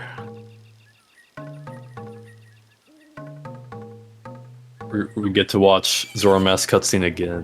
Let's go. Seeing Ardju invert again. I guess Ardju kind of misjudged the first uninvert with what he feels he's comfortable with. Yep, and then just some more uses of Epona here. Basically, we're going to be going to the graveyard first to get a captain's hat from Kita. And you can Goron boost over those fences again, but since you already have Epona, it's just better to use it. It is faster to just Goron boost using the bubbles and even bombs, but It's just not beginner friendly. Yeah, and also if you're playing this at a top level, like your alien segment is gonna be like very tight, and the bubble damage boosts are RNG, so like it just makes the segment so much worse.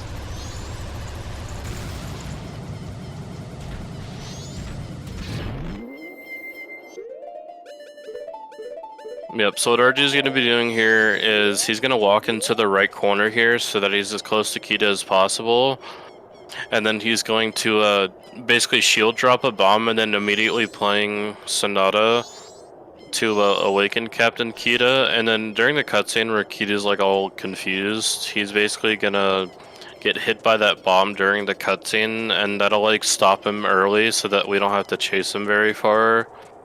And then we're able to just take him down with we'll stun him again with an arrow shot, and then we're able to use stick power crouch stab. Yeah, to finish him off quickly.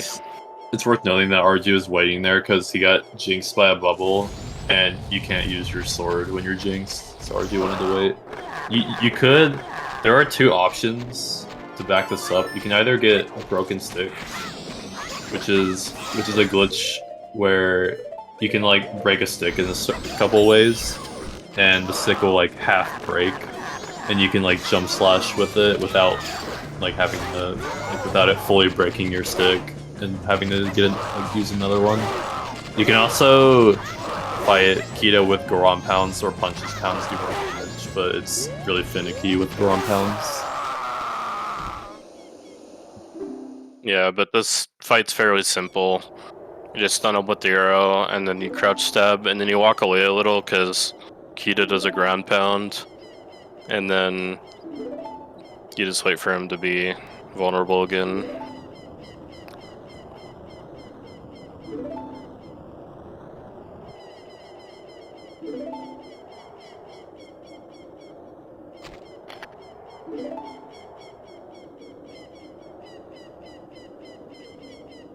And then just some more cutscenes here, so if we have any donations, that would be good.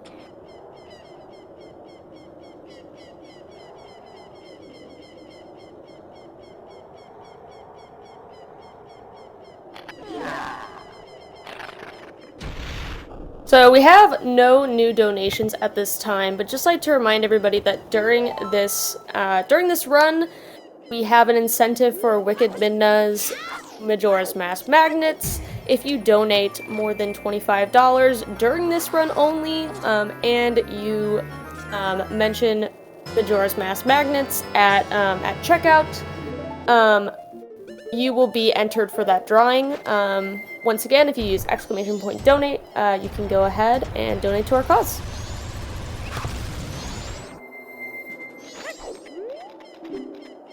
Right, so the reason we got the captain set is to get the Gibdo mask, which we need to navigate the well. We first need to get the Song of Storms, which the way to get that is we need to open the grave here and fight the Iron Knuckle. And then we'll talk to Flat, and he'll teach us Song of Storms. Yeah, you can clip into that grave, or like do a hover above it, and then put on a transformation mask. But obviously those aren't allowed, so gotta break it open with the Stalkids.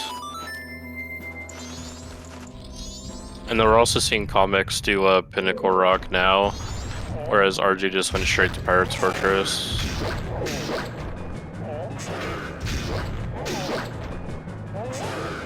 And then during this Iron Knuckle fight, we can use a combination of ground pounds and punches to like break his armor off. And then once his armor is broken, we're able to just carefully do some ground punches to do quick damage. You could do like Goron pounds, which are a bit safer, but punches are just generally faster for that fight. You could also just do punches for breaking the armor off, but it's a little more risky. And then now we learn Song of Storms. Yeah, it's scary in this category because with only having 4 hearts, the Iron Knuckle hit does 4 hearts, so like you just die. Yeah, and especially during the segment where in-game time is important, you just want to really avoid dying. Yeah, I like a mid-range to high level in this category, like dying to the Iron Knuckle is usually a reset.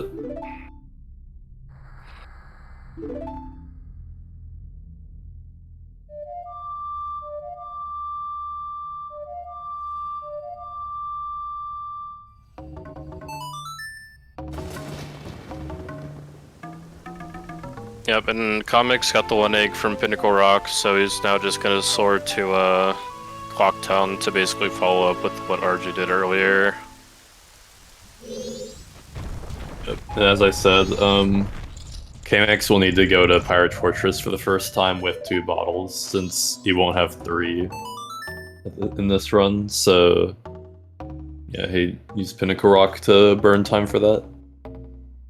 Yeah, he is a bit early for the Curiosity Shop here, so we'll have to wait a little.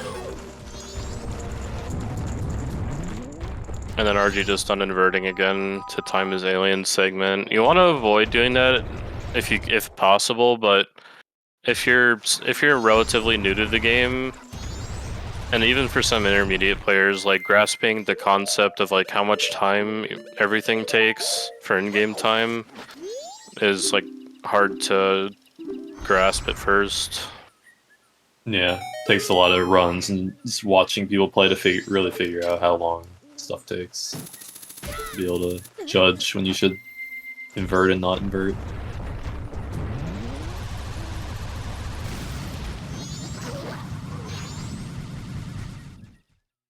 Alright, we're gonna see a sequence break here. So normally what you would do here is you would beat Great Bay Temple, and then you would shoot some Octoroks here with ice arrows to create platforms to jump across here, but you can kind of just like stand near this edge in a certain range, and you can just hookshot this tree.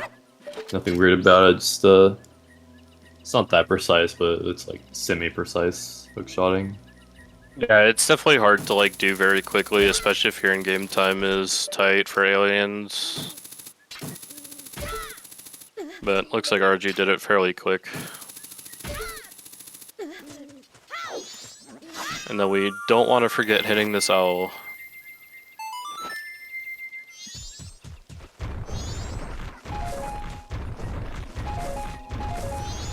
And we can just grab a few drops here from the grass for our magic bomb arrows. And then we'll go ahead and talk to Sharp here to basically open up the Gibdo house pretty much.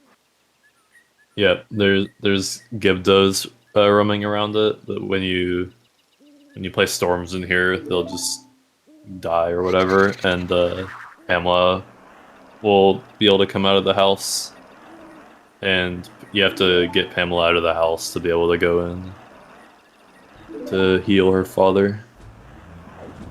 Yeah, this cutscene coming up here is like extremely long, so a lot of people end up using it for a good bathroom break. Yeah, and if there happen to be new donations. This cutscene's like almost 2 minutes, I think. It's pretty long.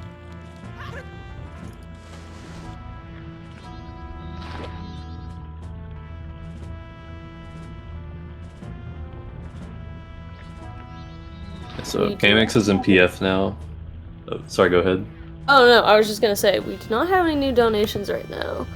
So you can all go ahead and just enjoy the cutscene. Enjoying the cutscene feels good. Long cutscenes.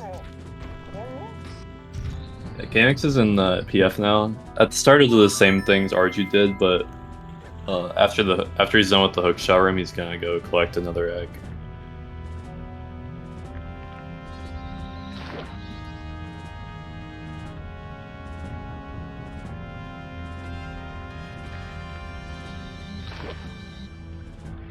Yeah, basically just doing a lot of what Ardju did earlier.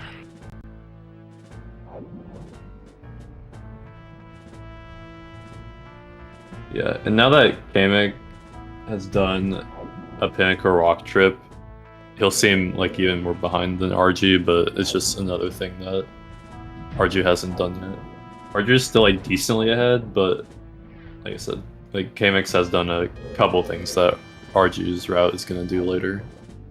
Yeah, you can't really conclusively say who's ahead or behind until like probably for like another half hour. Oh no, not the Gibdos. They give those doing the wiggle.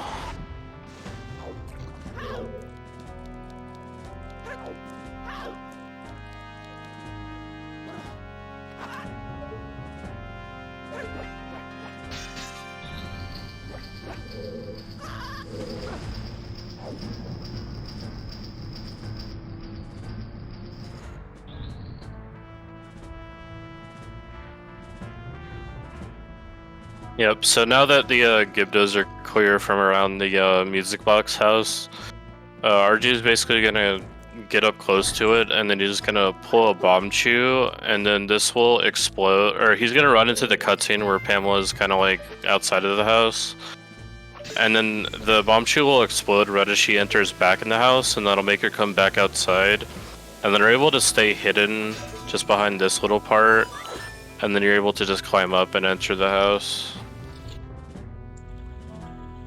Yeah, you can also, if you're playing like 100% glitchless, you can use Stone Mask for that.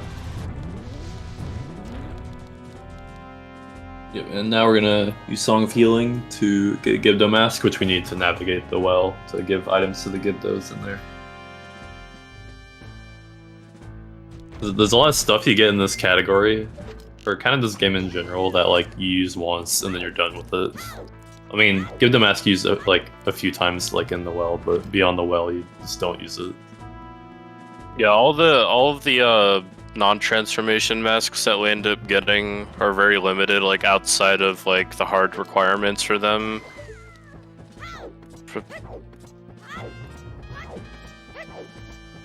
Yeah, that's kind of the thing. This game has so many masks, but most of them just have like 1 or 2 uses. Yeah, Ardju's pretty early for aliens here, so he can kind of just vibe out. Yeah. The only thing is, like I said earlier, he'll want to enter the ranch after 2:30 to not have to watch the cutscene.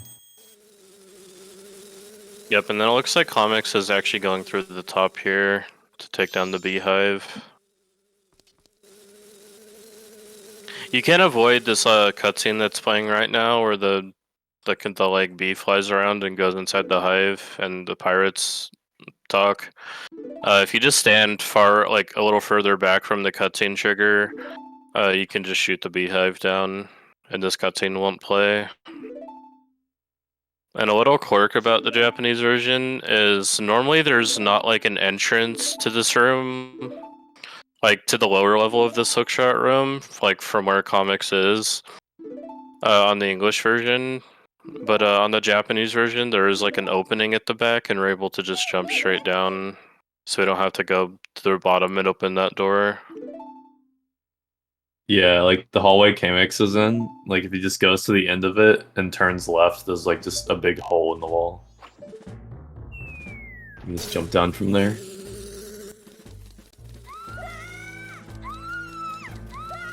Yeah, and then Ardju can just wait a little here before killing the first wave of aliens, because they'll take like a hot second to actually be close to the barn.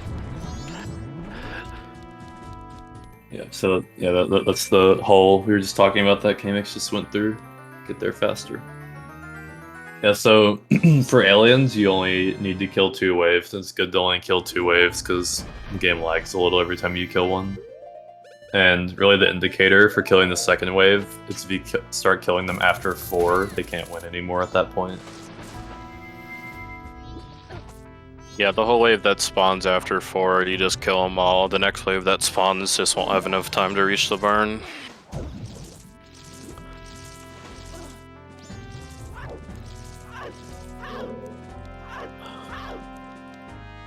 And then Kamex is gonna end up grabbing another egg while he's here, since his other bottle was freed up because he sold gold dust earlier.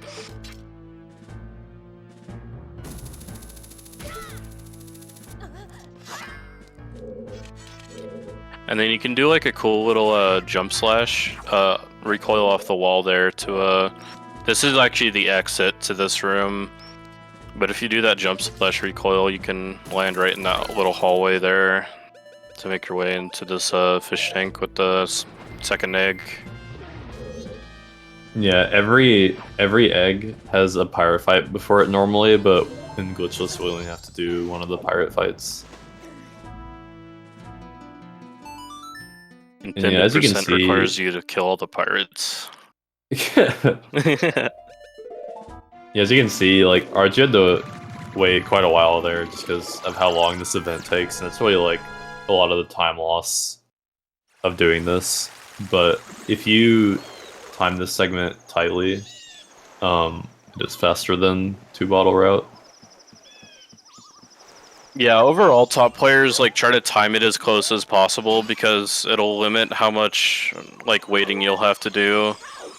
Like after you kill the aliens here, because you'll kill that like second wave, and then the in-game clock will be a lot closer to the event ending.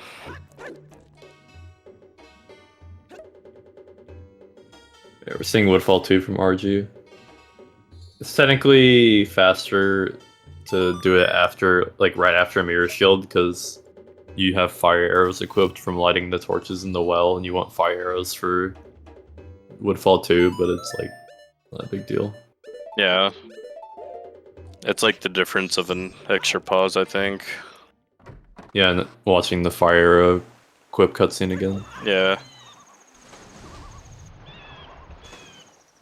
But yeah, since Ardju played second time earlier, he just raised the tempo again. Right. Yeah. Ardju doesn't have beans. I have been owned. I was wrong.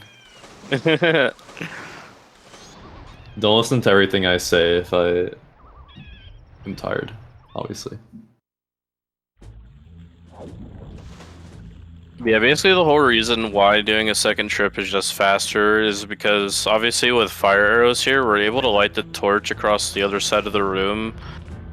And that will, like, because normally the intended way is that you use the torch to light the middle spinning, rotating platform, and then you time, like, shooting an arrow through the torch that, lights the one on the opposite end of the room, but fire arrows basically takes away all that. And then since Ardju didn't get the boss key earlier, he's gonna do that before proceeding to the boss door room. Yep. Also a nice thing is there are a good chunk of areas in the game where when it turns day or night, there's not a cutscene. You just get the text, and dungeons are part of that. So it's just nice getting the day transition there. You can also not have cutscenes when you get the day transition in the well, which if you're doing a 2-cycle route, that's normally where you'd get the day 2 transition without the cutscene. Yeah, it's in temples, that's consistent, and then in some areas in the overworld, that cutscene won't play. Yeah, like grottos never have cutscenes.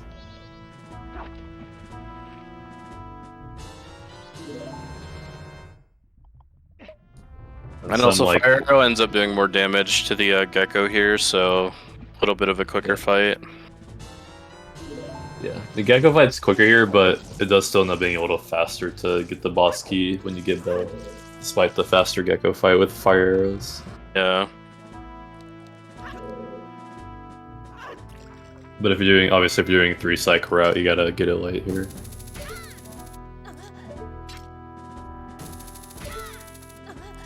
Yeah, the 2-cycle route would basically avoid all this backtracking right here.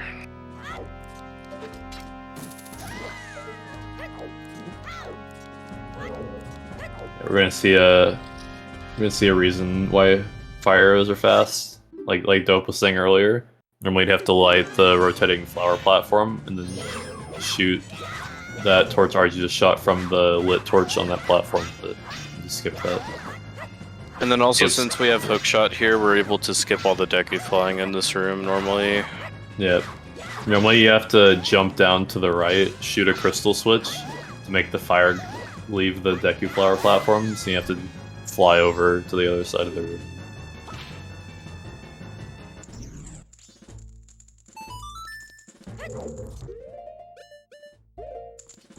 Two-trip doesn't end up being that much faster, but it's usually faster on average. There's just kind of like the aliens saying, there's like a lot of setup you have to do for it. Like you have to hit the owl, you have to soar back, you have to backtrack through the main room. But it saves time having fire arrows and hookshot, and also one thing to note is if you beat Woodfall Temple as your first dungeon, there's a cutscene where Tattle is like apologizing to you once you spawn in the Deku Princess room, but that cutscene doesn't play if Woodfall isn't the first dungeon you complete, so that's another time save of two-trip. Yep, and then for the Adola fight here, basically Ardju waited for Adola to attack and then basically like sidestepped him and then did a jump slash and then did power crouch stabs to just unlock Adola. Technically, if you do that sidestep, you do like a jump slash and then I think you just try to chain together quick spins. You're doing a lot more continuous damage.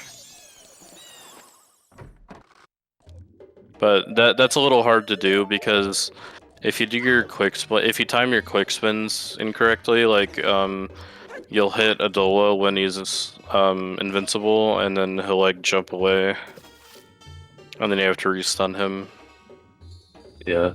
A weird quirk with quick spins is if you're just like spamming quick spins, on your third quick spin, there's like a delay between the third and fourth quick spin. Like, no matter what, if you just, like, spam quick spins. It's, like, a very weird thing. Which makes timing Odawa kind of weird. Yeah, you'll see a lot of any % NMG runners doing quick spins, because they obviously can't do power crouch stabs since it's patched, and that category is ran on the English version. And then, I hate to break it to you, but we're not saving the Deku Princess. She is stuck there Unlucky. forever. Because the only those use for bottles- Deku Princess is for getting the Mask of Sense, which isn't required for this run. Yeah, even in, like, 100% categories where you get Mask of Sense, you don't use it for anything. Yeah. Just get it for 100%. Yeah, since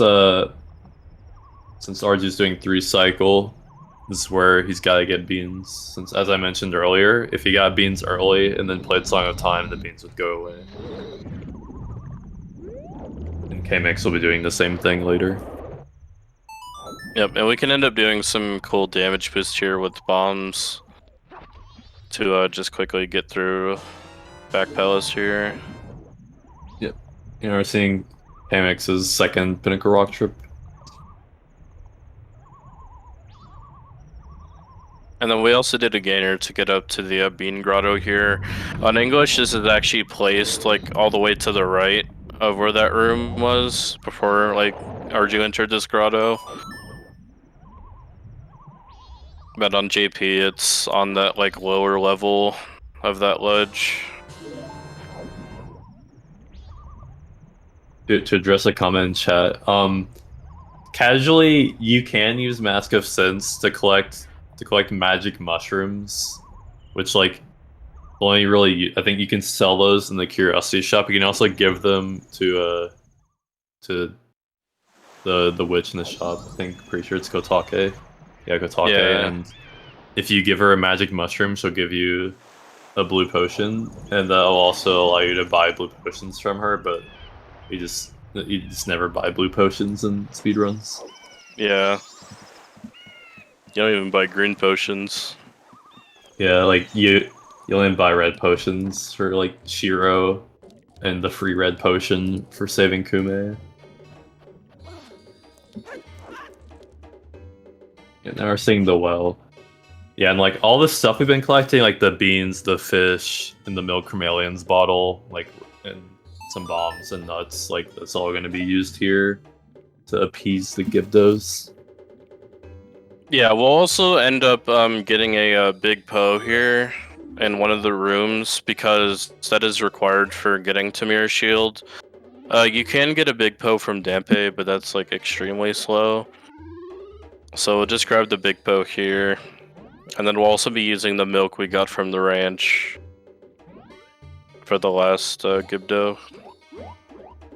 Yeah, yeah. The well has like inside of it a lot of the stuff you need, but it's just like to get the milk in the well, you have to have like hot spring water and like other crap like that. So it's just like a lot more convenient to get all the stuff you need for the well outside of the well, except for the big Poe. I don't know. I don't know if the well has bombs in it. I don't think it does. I don't think it But does.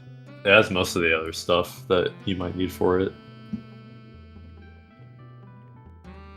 Yep, and then here we're just gonna fight the big Poe. And basically we're just gonna be using arrows. Normally in for top level runners, they actually drop a chew at the beginning, and that'll actually hit the big Poe right as it's vulnerable during the cutscene of where it spawns. And then we're able to just pull bombs and hit it with those instead, because what Ardju's trying to do is the Poe has like a 2-frame window where it's vulnerable right after it spawns before it like starts spinning at you to attack. And if you time your arrow shot correctly, you're able to skip that little like spinning cut, or I guess animation. But with bombs, like the damage lasts for like several frames while it's in the air, so it's just an easier way of fighting the Poe a bit faster. Yep. I'm pretty sure with bow it's frame perfect. Oh, is it? Yeah, I think so.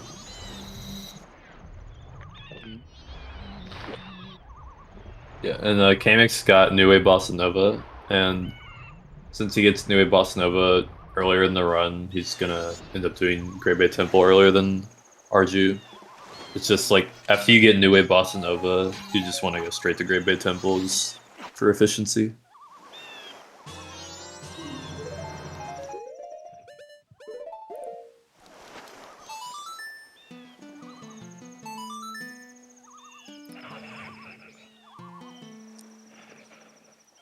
Ardju's gonna be getting Mirror Shield here,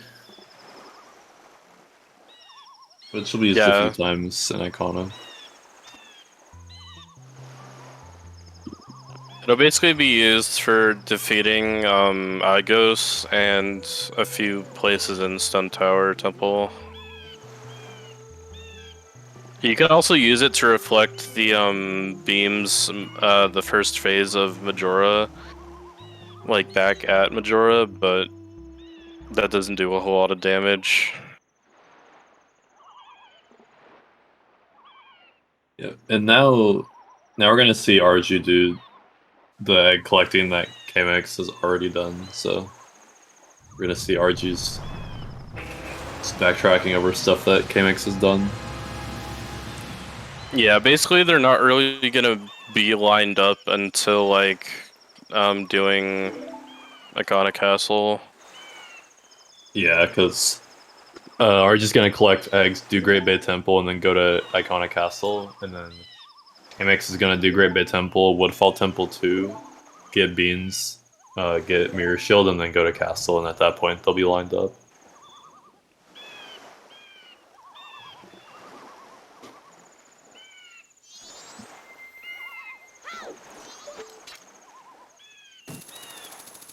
So this is kind of the part where the routes are the most different.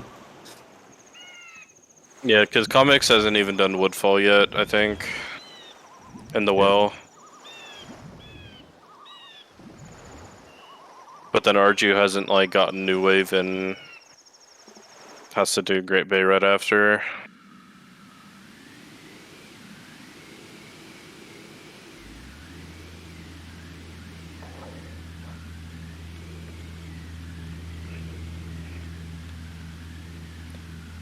And then here on Comics, we get a very epic cutscene of the pirates trying to enter Great Bay Temple, but they fail.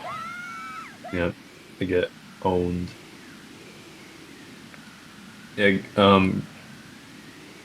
yeah. This dungeon, Great Bay Temple, that Kamex is about to do is definitely the hardest dungeon in Glitchless, and probably just the hardest part overall in the category too, aside from aliens. Yeah, a lot of runs, especially at the top level, can end up losing a lot of time in this temple. Like, pretty much a lot. Like, if you want record, like, a lot of the things have to go pretty much, like, really well for the most part. Yeah, really the biggest reset points are aliens and Great Bay Temple.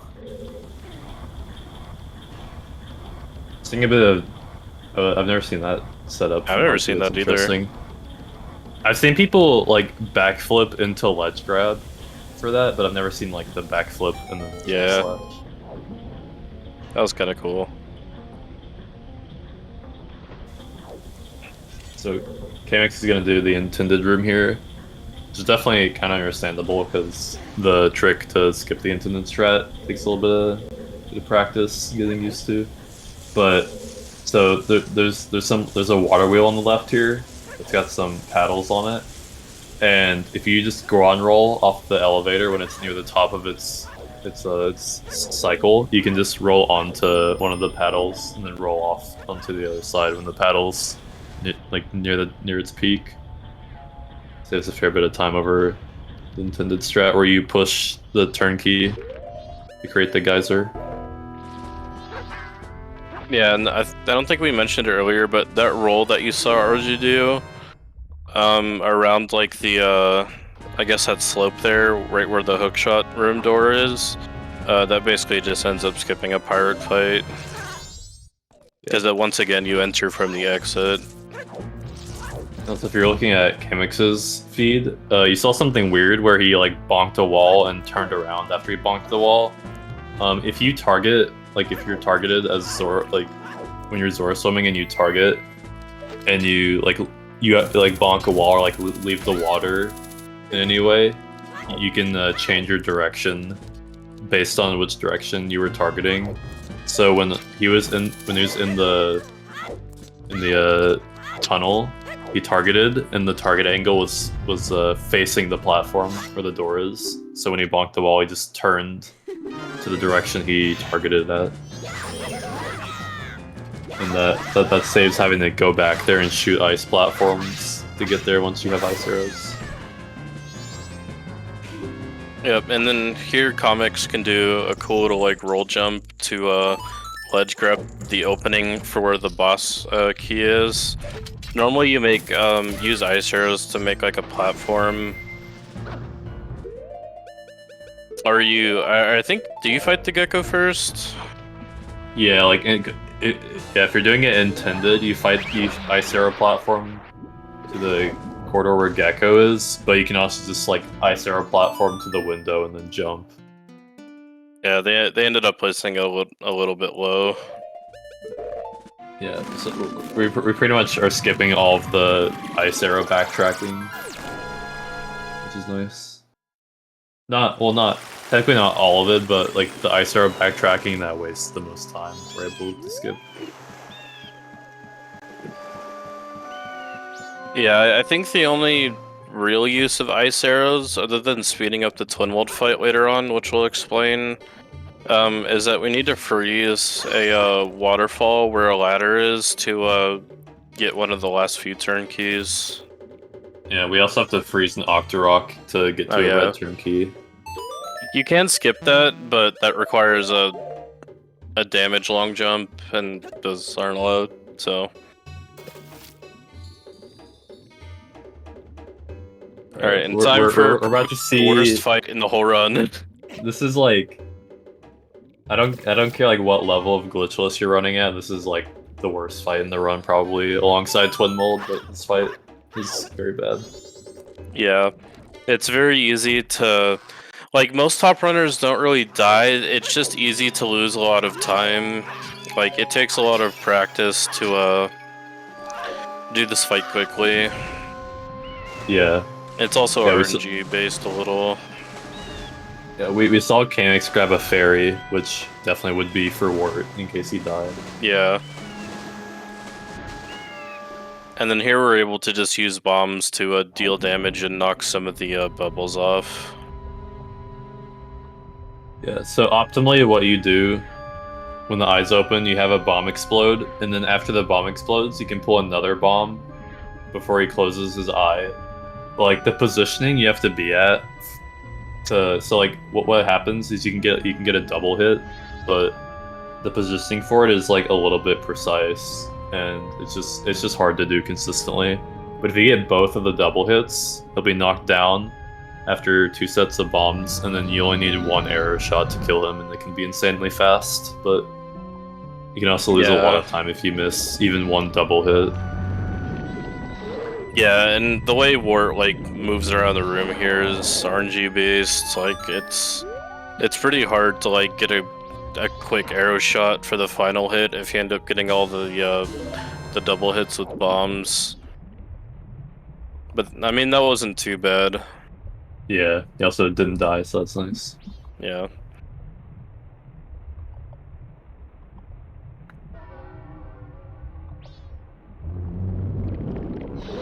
So something annoying with the double hits is in the past so like when you hit Wart with 2 bombs, he makes his like damage sound twice, but the damage sound is not at all indicative of if he got double hits. Like I have it all the time where I hear the second damage sound, but I just don't get a double hit. So like it's not a good cue, and it's kind of annoying that there's no like good cue. You just kind of have to know if you were standing in a good position to get the double hit or not.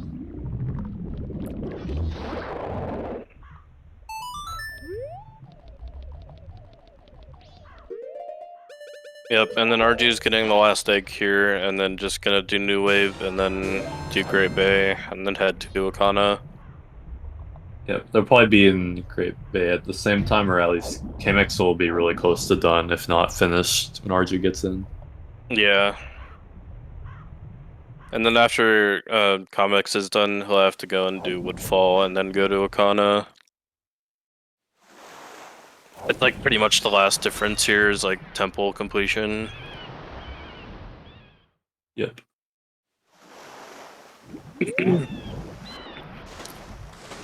Yeah, and even after Wart, like the Gyre segment is pretty tricky. Yeah.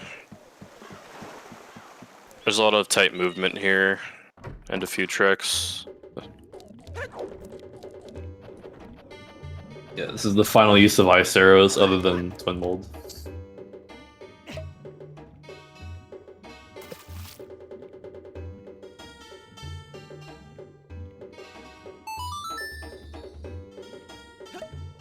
And there is Yeah, something you can do here where before you freeze the waterfall, you kind of like stand with your back like right up against the ladder, and you can freeze the waterfall, and then right as the cutscene starts, you're able to start climbing the ladder and then just hold up, and he'll climb the ladder during that cutscene.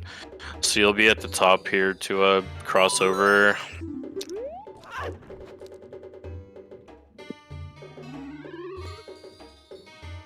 So we're gonna see Kamex use ice arrows here. You can skip them. If you do, it's called a Zora High Ledge Grab, which what you do is when you're coming out of a dive, if you press B, then Zorlink will like change his animation from like the diving animation to like a grabbing one. So it gets them a little bit more distance, and it also well, it doesn't really get more distance, but it just like lets you grab ledges because you're in the grab animation. Yeah, it does give you more. Just staying airborne for a little bit. Yeah, it's weird on like the animation is different on like it is different on English. Like you get a lot of distance when you do a high ledge grab on English, so you have to like do that one differently between versions.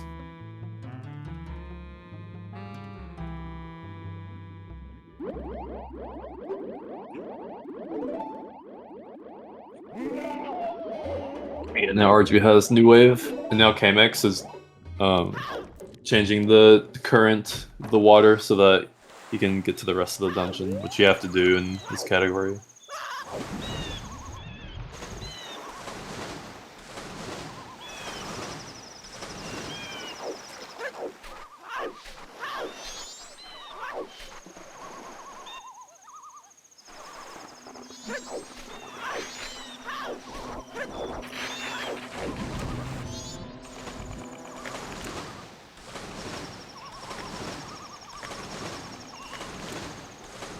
Now Kamex, I don't think we've seen this in the run yet. Well, we saw it. We saw Kamex do this in Snowhead when he fell, but you can abuse voiding to get back to the last entrance you were at. So we always do that there with Goron. So you don't have to do all that movement back. And then here's a bit of a tricky trick. Actually, I don't know if he's going for it. Yeah, didn't even go for it. Yeah, so normally what you do there is, as you're swimming throughout that tunnel, you can like Zoro dive onto the paddle of the water wheel here, and then you can kind of like ride it across. He's actually doing a little easier version. You can ride it across, so you can skip having to freeze it. And actually on the Japanese version, if you freeze that waterfall, you actually have to time it correctly, because wherever you freeze it, is wherever the paddles will line up for you to cross over, but on English it'll always be consistent.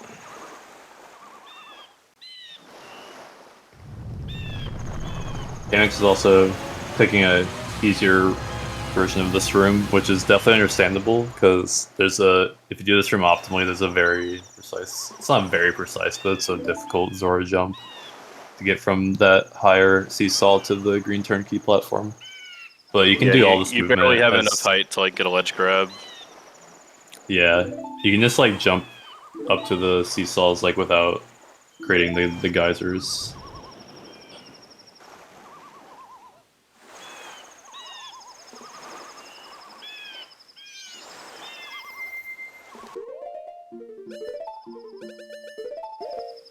Yep, and then you can actually avoid melting this last one to reach the exit for this room by basically like what you'd normally do is you would jump on like that little like wall there where that fairy chest is, and then you're able to just like walk along it and jump down to the door.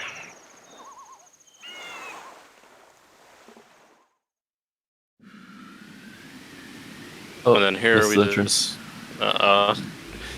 yeah, and then here we just have our last turnkey to activate the geyser here in the boss storeroom. Yeah, and then Gyric fight. Yep, and the Gyric fight can be a little scary to deal with. It's not too bad, but keeping it stun locked is a little tricky. Because when Gyric eats you, he does 2 hearts of damage, and we don't really have a lot of hearts here, so it can be easy to die. Yeah, Kamex still does have that fairy though, since he didn't die to Wart. Yeah. So yeah, having that fairy here will be nice, in case things spiral out of control.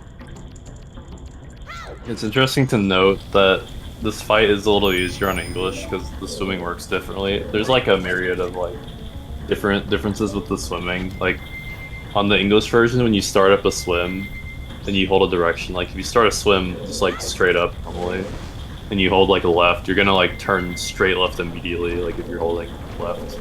But on Japanese, you're gonna just like kind of gradually go left, even if you're holding like straight left at the start of a swim. And also, on English, you're able to use Zora Barrier when you're just like idling, just like sitting there. But on Japanese, you have to be swimming.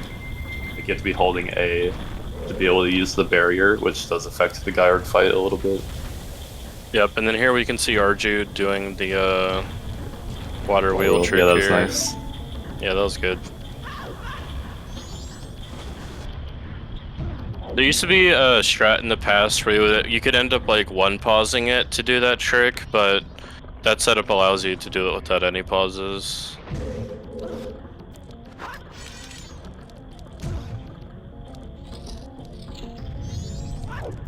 And then Kamex is basically gonna stun Gyric and then go in for the damage. And hopefully, if you continuously swim into Gyric here while using your barrier, you're able to just like re-stun it and then do damage again. But it looks like he's just going for individual hits. Yeah, if you get Gyric against the wall, you hit, like you start swimming against him, like perpendicular to him, and you hit him, and then you just like swim according to how he's moving. You stay against him, And you can just keep damaging him until phase 2, and then you do the same thing for phase 2.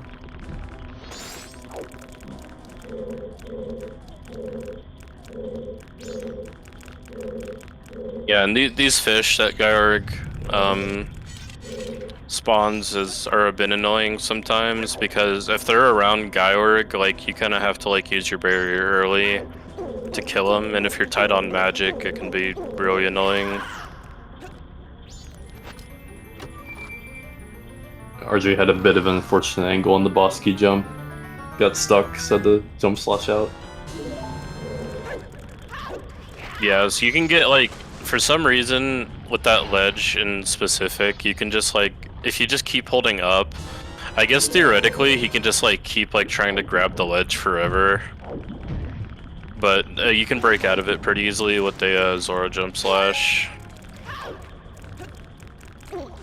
Yeah, there's some weird interactions when you try to grab a ledge, like, right next to a wall. Like, ideally you grab that ledge, like, in the middle of it, so that weird things will happen, but if you're, like, right up against the wall to the right, or to the left, but in this instance it'd be to the right, when you grab the ledge, that, like, you can have that weird, constant, like, pop-up thing happening. You usually just can jump slash out of it.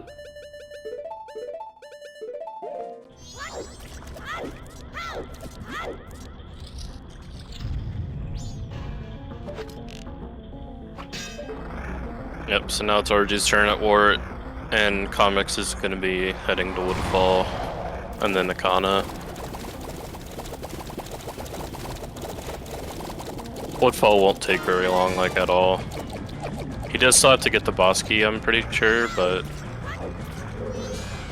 I guess he might have gone for a bathroom break. Yeah, maybe an AFK for a sec. Yeah, so a cutscene that normally plays after you, like, finish a temple, like, there's a cutscene that plays where the whole area starts clearing up, but with Great Bay, that basically doesn't happen. Like, the turtle just talks to you for, like, a very brief second.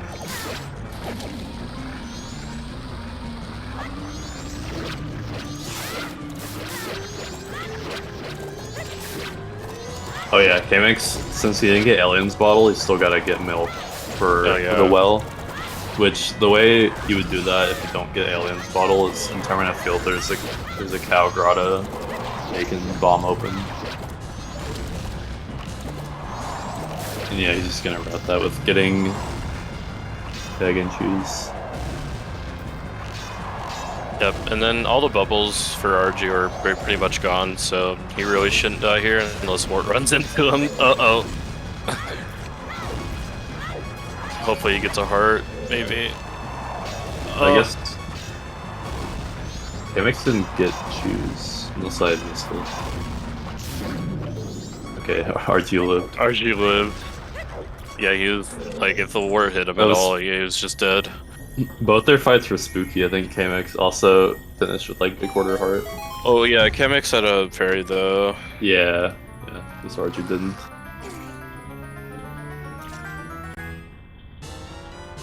So yeah, there's actually a grotto over here where you can, you'll play a Pona song in front of the cow, and he'll fill your milk bottle.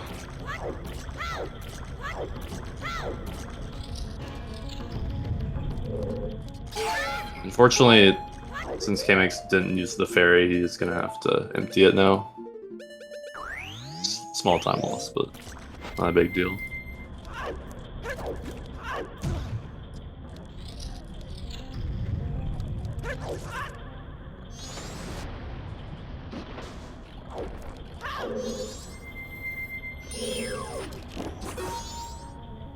Like, Ardju's definitely been doing slightly more advanced strats, but Ardju definitely, like, lost a chunk of time just with, like, safe aliens routing, which is, like, well, like, one of the advantages to doing 2 bottle route as a newer player is that you're not going to lose that time to playing aliens really safe.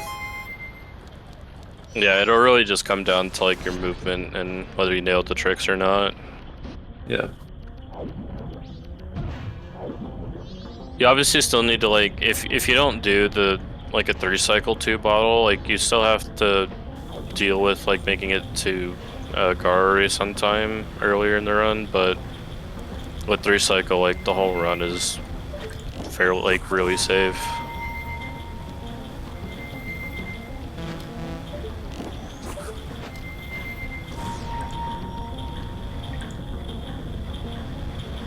Like, it technically isn't the end of the world in a race setting, or if you miss aliens or screw up somewhere, to just not get that bottle, and then just deal with having to do a few more trips later on, and then getting milk from the cow.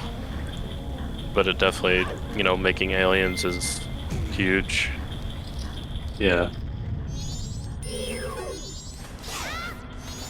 And I forgot Kamex hasn't Oh yeah. gotten graveyard stuff yet. Yeah, I'm not used to this route at all, so... Yeah, me neither.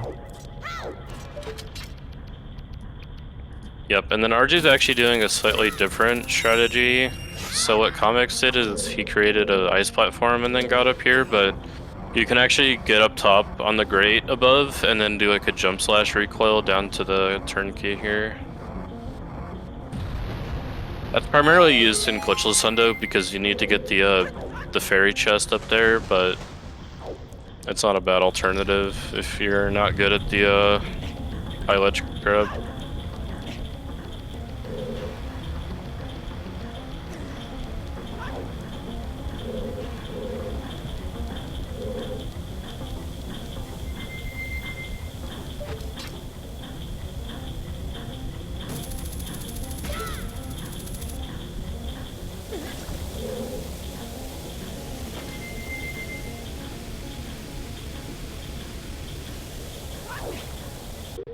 It's also interesting to note here that Kamex is on day 2, so he's gonna have to do a jump to the day 1 grave.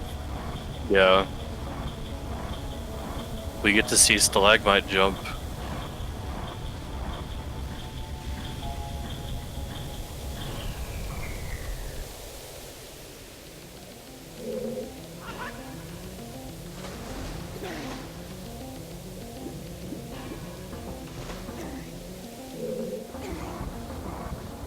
Yeah, but there's not really a whole lot going on right now. Basically, Ardju's doing what Kamex already did, and Kamex is doing what Ardju already did. I guess something we didn't explain earlier is that the jump over to the Captain's Hat chest here, there is a way to do it without using hookshot or a jump slash, and there's a really consistent way that Danny B found, where if you just hold shield, and then you hold up, and then you release shield and mash A, you'll consistently get a roll to cross that gap, because it's pretty easy to like not get a good roll and then like you end up slipping and then you have to go all the way around and try again. Yeah, basically if you like walk forward at all from your initial position, you won't make it across without a jump slash. Yeah, if you walk even a step, it's just ruined. We're seeing Ardju go for a backup for the iceless trick. Yeah. Nice.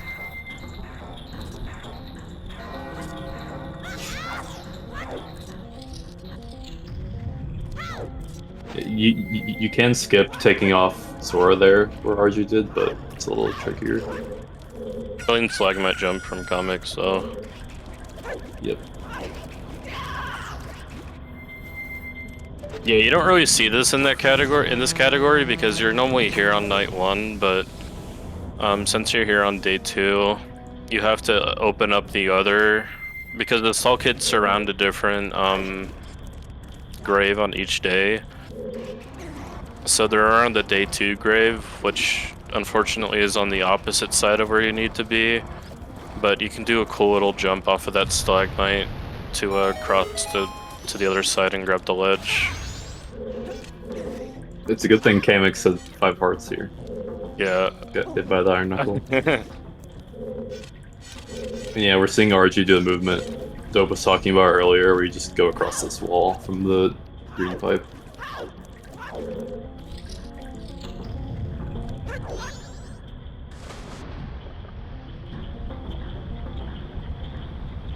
Yeah, fortunately, you can get an initial like position from where you like drop in from the day 2 grave, and it makes the stalagmite jump a little more consistent. Yeah, normally you see it in glitchless 100%, where you get the heart piece from the day 2 grave, and then you do it from there, and it's a little harder. That was set up.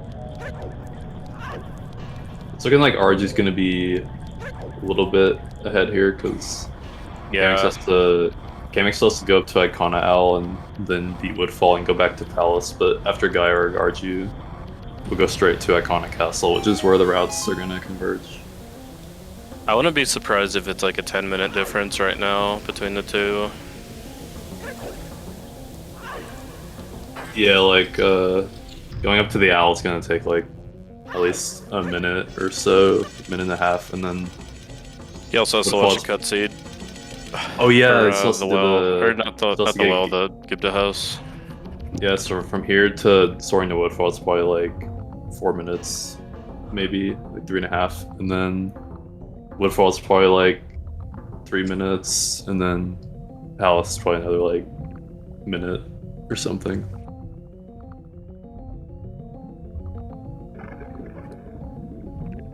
So yeah, Ardju is quite a bit ahead right now,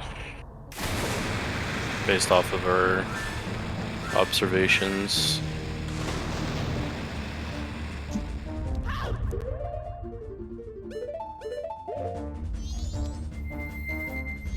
I think we'll probably see Ardju go for the Gyarg stun lock we were talking about earlier. Yeah, so he's gonna send Gyarg close to the wall here, just so that he swims into the wall and you're able to just keep him stun locked. Because you won't be able to do the stun lock if he like swims in the Ardju air. is a little Yeah, too low there. Still, that's like yeah, that's pretty much the stun lock. he doesn't really. If he gets eaten here, though, that's kind of bad. Yeah. And then it looks like Kamex is going for the intended strat here to reach the dead tree to get up to the Kana Owl. Ardju may play it safe here. I'm not sure. Oh, that's spooky. Yeah, he shot a little too late. Yeah.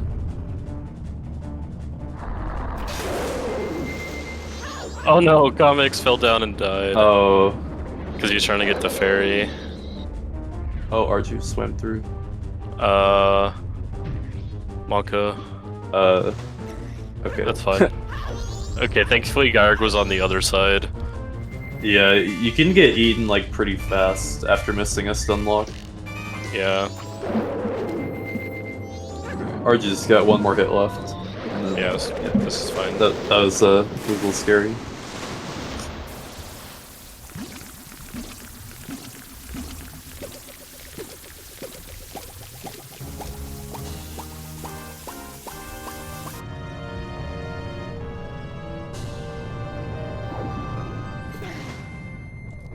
Yep, so all Ardju has to do now is just grab the remains here, and then he can head to Akana Castle, because he's already done what all of Kamex is doing right now.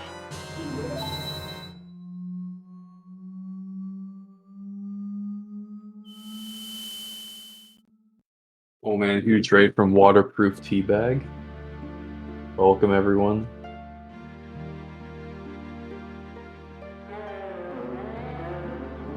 We're nearing like the final like quarter-ish of this glitchless 90% race. And they're doing different routes right now. Ardju's gonna be a fair bit ahead, but the routes here are gonna converge at Iconic Castle. Yeah.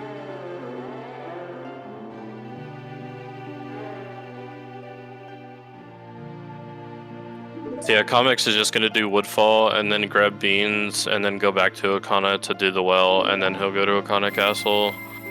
Whereas Ardju is just gonna go straight to Akana Castle after talking to the turtle here.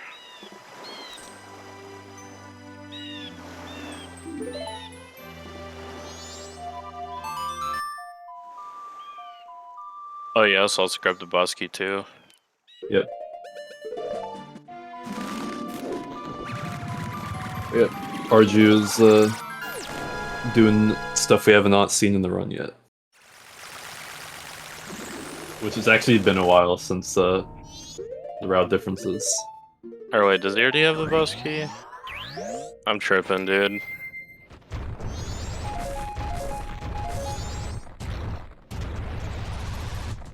Yeah, I think he does. Oh yeah. He Song of Time like before with Fall 1 even. It was Ardju that Song of Time's a little later. So Kamex already has the boss key since he Song of Time's pretty early. Mm. So yeah, Iconic Castle is like pretty straightforward. We don't actually need to go through the right side here. Normally you just go through the right side to drop the keg onto like the broken floor to break the roof of a Iconic Castle. But through the left side here, we're actually able to just toss the keg over the fence, blocking you from doing that. And thank God that we can do that because there'd be another wizard fight. Yeah. And then I So- think the last two wizard fights are in Stone Tower for a fairy, and then on one of the moon trials, and also in Secret Shrine.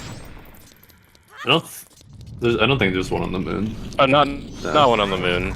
Yeah, just in Secret Shrine. Yeah. And then STT also. Also, what you saw Ardju do to hit that switch was he just side hopped into the right corner of it, and that just popped him up top. And then here we're just gonna toss the keg over. Yep. What we That one was- actually used to do in the past was we would toss the keg over, and then we would like we'd basically fall through the roof like while on top of the keg, and that cutscene that played of like the roof exploding, like we'd also like load the next area at the same time. But I think we banned that. Yeah, and I don't even know if it was faster to do that anyway. Yeah. Well, actually, the it may have been faster if you skipped part of the cutscene, but if not, it's faster to just throw the keg over and then wait at the entrance. Yeah.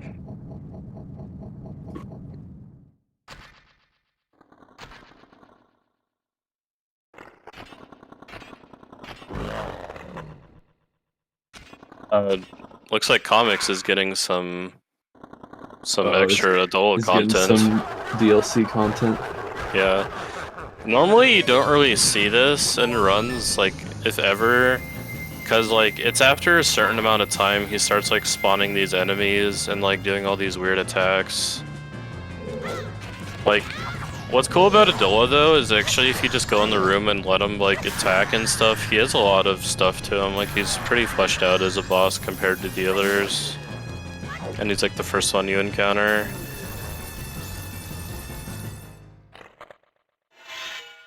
We're just doing Egos right now. We're seeing a lot of abuse of power crouch stab to make this fight a lot faster. Are just setting up for a death warp right now. Seems like. Oh, he might be a little far. Oh. I guess he might not be opting to do the death warp, or I'll just use some extra chews.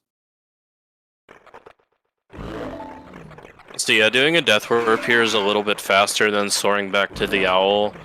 One, because the cutscene of soaring back to the owl doesn't play, and actually where you die here, like if you die in this room, you actually end up spawning at like the little cove for the entrance to Akana Castle, like right behind or where the sunblock would be on your right. And then you're able to just go and roll up to climbing Stone Tower. Yep. And also, even if you wanted to soar out, you can't actually. Pretty sure you can't soar out of this room. Yeah, you're not able to soar out of this room. Or wait, actually, maybe you can. I don't remember. All I know is that you can't like invert in this room. Can't remember if you can soar out or not. I think you can, maybe. No, Yeah. you have to leave this room, maybe. Yeah, you have to leave and then soar. Okay, you Yeah. can't store. Okay. Yeah.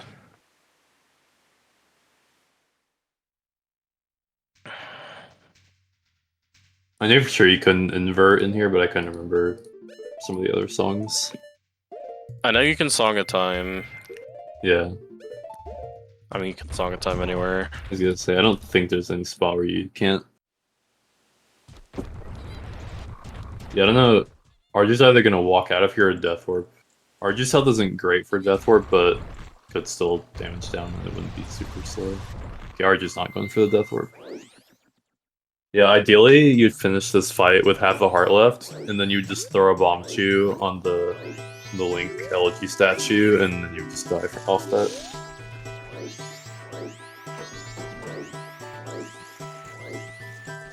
Just seeing if it's a good time to jump in here with a couple announcements.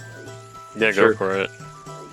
Sweet. So, for those of us just joining us from the raid, during this run only, if you donate to our cause, which is the Planned Parenthood Federation of America, the incentive for this run, if you donate more than $25, you can be entered to the drawing for one of Wicked Midna's Majora's Mask Magnets. So that is only during this run.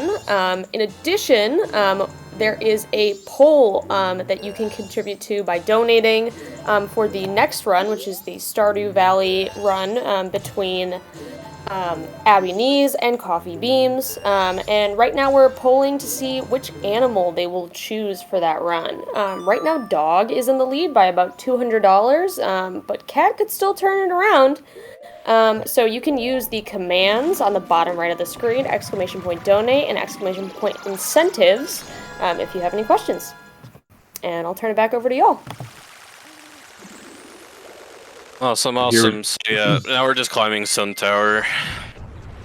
Yep.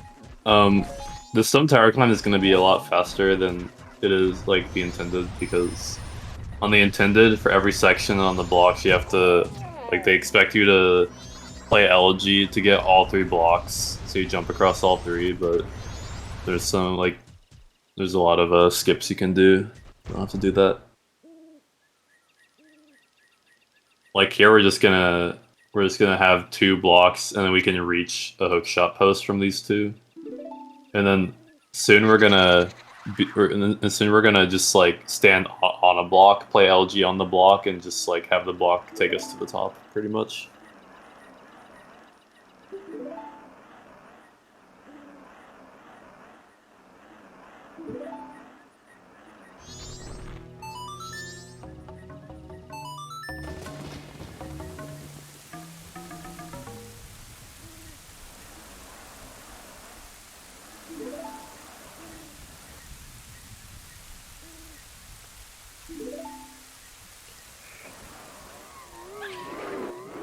I hope Ardju doesn't die. Yeah.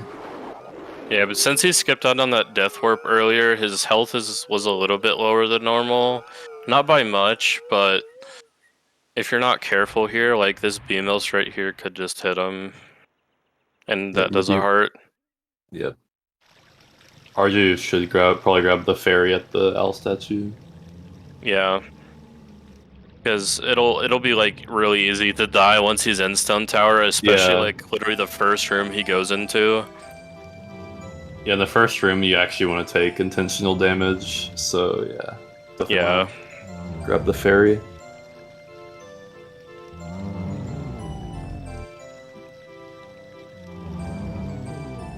Yep, and then we're actually gonna hear the epic song that we missed earlier for the Gibda house here. Quite the banger.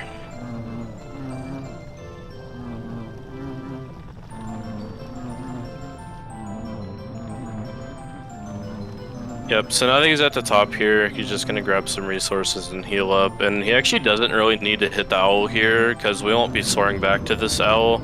You could get it for safety purposes, just in case in some oddly weird scenario you just end up falling down here. But that's not really likely to happen, like, at all. Like, you have to be really... Like, you have to be pretty blatant about doing it if you wanted it to happen. So most runners just don't even get that all, and optimally you don't anyway. Yeah, we are gonna hookshot back over to the L platform after we're done with uninverted STT, but obviously, like, if you want to soar to an owl statue from a dungeon, you have to like leave the dungeon first. So obviously, like, we're not gonna be soaring to the owl. You have to walk out of the dungeon, and we're already so close to the owl statue. Yeah, but now that our entrance point is set at the beginning of the temple, even if Ardju falls down after like leaving to go back across to flip the temple, it won't really matter because he'll respawn at the beginning of Stone Tower, like from the temple entrance. And then there we lead a Chew over to that broken wall and then take intentional damage from it just so that it can blow it up quicker than you like using a bomb. And then just playing LG here a few more times and using some boxes to hold down these switches for the gate to unlock. Something interesting is that the Deku LG statues aren't heavy enough to push down switches. Yeah. I don't know why they even like made that a thing. I guess just so they all have a statue, Yeah, but the Deku ones are literally useless. but yeah. Yeah, the ones we'll be using are just literally everything but Deku. Like, we'll see every statue except for Deku. Ardju didn't use Zora, but the Zora statue only saves like a few frames on Stone Tower Yeah. climb. From here on out, though, we'll be using the Link statue. Yep. And then here we have some cool uses of bomb chews. The reason why we kind of bought them in the bomb shop earlier, just for this one room to kill all the Armos for the small key chest to spawn. And there are actually some Armos behind that sunblock there, which you normally need to break open the roof and then use mirror shields. But you can just send a bomb chew like all the way to the back, and then it'll kill those two hiding back there. And then we can use 2 more bomb chews to kill the other 2 Armos on the sides. Yeah, that's like the biggest time save of the bomb chews. Also Yeah. with also would save time with them if you did LG Death Warp, like after Egos. Yep, and now Kamex is finally doing the well, and then after he gets finished with the well here, he will be moving on to Akana Castle. Yep.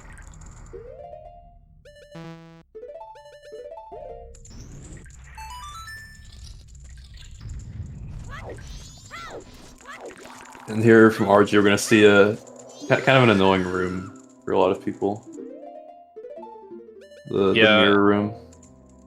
Yeah, this room is primarily annoying because there are a lot of bows around the room that constantly respawn even if you kill them. And they can like hit you and like mess up your position for putting light on these mirrors. Yeah, so there are probably a what few. Archie's gonna do, yeah, he's gonna like drop a bomb right as he goes down so that the bows run into it and they all die. Yep, and he's just gonna hold straight left to get the mirror over here, but messed up the movement. yeah. They're like we're seeing, there are some strats to help out with this room, like the bomb, and also if you line it up right, like if you hold left at a good time, you can just like jump off and like hold left while you're midair, and then you'll land. You'd just be able to shield and hold left. Yeah, it looks like he's a little too far to the right. He might be able to get this to work though. Yeah, this should be fine. Yeah. Fortunately, in Glitchless Hundo, we have the Stone Mask here, and it makes this room like absolutely free because all the bows just ignore you.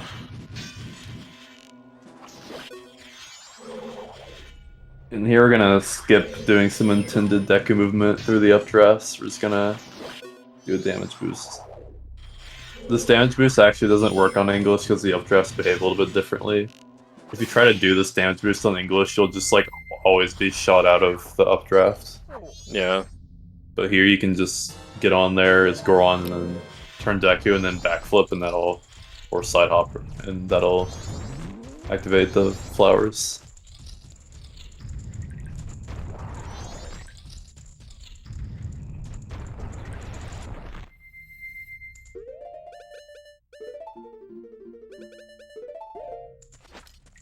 Gonna see more power crouch step here for Garo Master.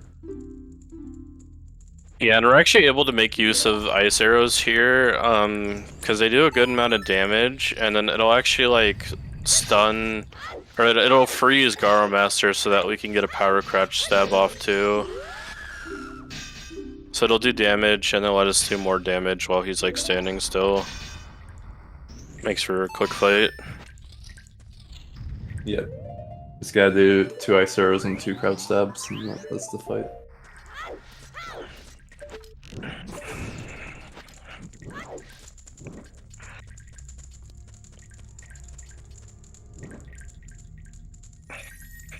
Yep, so Ardju's like pretty much halfway done with Stone Tower. And then Kamex is just wrapping up the well. And then he'll basically be catching up to Ardju from here on out. All of the route differences are pretty much done. Yep. I don't know if Ardju's gonna do the LG skip strat here or not. Guess we'll see. Yeah, for a long time, we always used to, so after we cross over to the Owl is, we always used to play Elegy to spawn a Link statue on the Switch. But someone by the name of Pushy Pushy ended up finding a strat where we can get a lineup on the wall, and then we can do a few rolls for a setup, and then we do like a very precise light arrow shot and roll at the same time so that the light arrow shot will go off and then the switch will activate, pulling the block back. So it looks like Ardju's going for it. Yeah.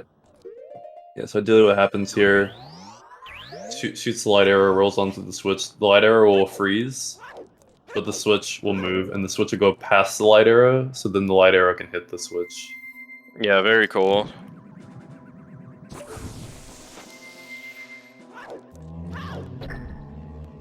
Because actually you'd have to play Elegy twice. Or no, you don't. You just play it once for the to just move the block and then you just shoot it. Yeah. This saves about, like, I think it's like 12 seconds. Yeah. And it's not like terribly hard, but your initial lineup on the wall matters a lot. Yeah, usually also only have 2 frames to shoot the light arrow, so you have to just be able to recognize those. Yeah, you probably could do it unbuffered, but most top players just one pause it. Yeah, you can also do an equip there anyway. Yeah.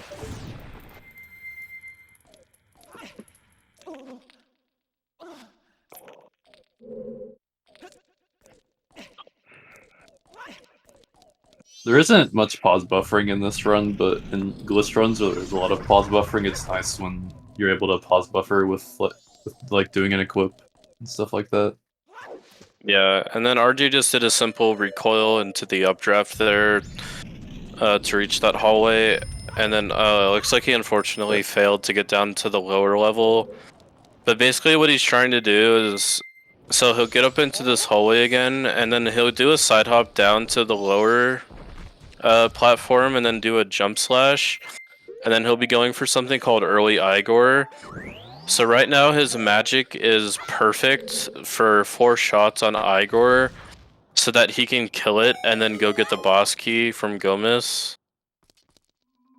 Or He's gonna do late early Igor. Okay. Man, normally there you would like, once you jump slash down, you'd like walk up onto like the little I guess like overhang from the ceiling, and then you can stun Igor with the light arrow, and then if you do a it's not really that precise, but a very specific shot, you can hit Igor, and then just re-stun, hit him again, and he'll die. Yeah, this saves like a lot of time over the intended method. Yeah.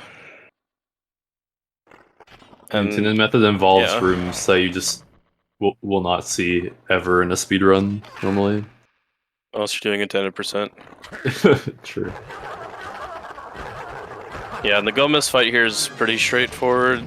You just shoot a light arrow, and then you do a crouch stab with the damage of a stick jump slash. and then you can roll into him to like stop him spinning his like scythe around, and then you just rinse and repeat. There is a strat you can do at the beginning of the fight to do 2 light arrow shots, but it's a little difficult. So still 1 light arrow shot, but you can do 2 crouch stabs before the bats Yeah. come back. If you shoot a light arrow, like after you shoot a light arrow, like the longer you wait to damage him, the further away the bats will be. And since you have to do movement towards him from the entrance anyway, it just works out that when you get to him, the bats will be kind of far away, and then you can crouch stab him, roll with your invincibility frames to stop his attack, and then crouch stab again before you have to shoot another light arrow. So yep, we're now seeing the Iger fight I mentioned earlier. So just stunning him, and then he's like basically trying to aim for like where his like hands meet up, right by his eye. That was nice. And that does damage. Yeah, that was good. And then from here, he can do a little bit of a precise hook shot. There's a really easy position to get into, but aiming the hook shot is difficult here to do fast. Because you have like such a small window to aim in. And we virtual console shenanigans with the dead zone. That's good though. Yeah, that chest has the Giant's Mask, but we won't be grabbing it at all this run. Because we'll actually end up be using our Elemental arrows to just fire ice arrows to do damage to Twin Mold very quickly. Yeah, the Twin Molds have elemental weaknesses, so the red Twin Mold is weak to ice arrows, and the blue Twin Mold is weak to fire arrows. Yeah, so it'll take like 4 Elemental shots of each to end up killing both Twin Molds, so 8 shots total. Assuming he doesn't miss any. That's one really nice thing about glitchless, because like there's not any glitch category that has ice arrows for Twin Mold. Yep, and Kamex is just wrapping up the Kana Castle here, and then he'll be climbing Stone Tower, and then finishing Stone Tower, and Ardju is very close to the end of the run here. Yep. All he has is maybe the Twin Mold fight. Yeah, and then some cutscenes. Yeah. Actually, maybe Hondo with SRM might have ice arrows for Twin Mold. I have no idea. Probably not. I don't think it. I think we use a weird thing with Great Fairy Sword. Oh yeah, use the Deku Sword or whatever. Or not Deku Sword. We do like a weird thing where I'm trying to remember. Like we clip swap Giant's Mask over Great Fairy Mask and do some weird stuff. So we don't move around. Like we're able to use like C buttons in like giant form basically.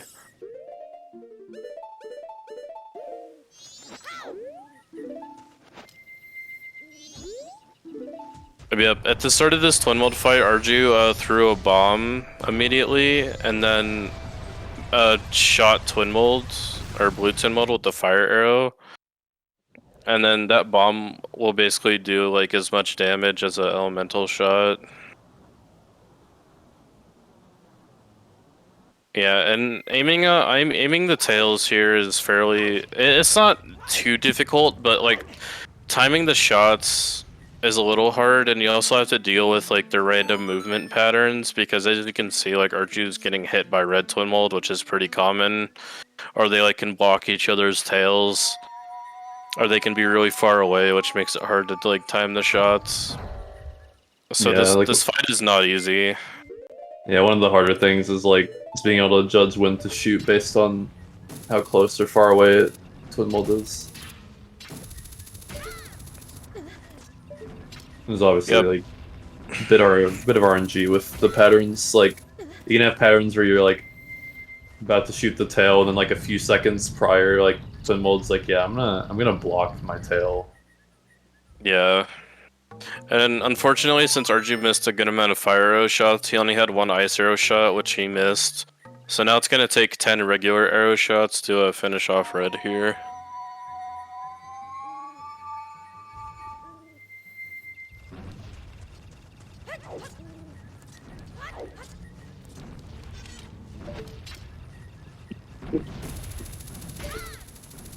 Ardju's got spare arrows, but still gotta be a little careful. It's pretty bad if you run out of arrows.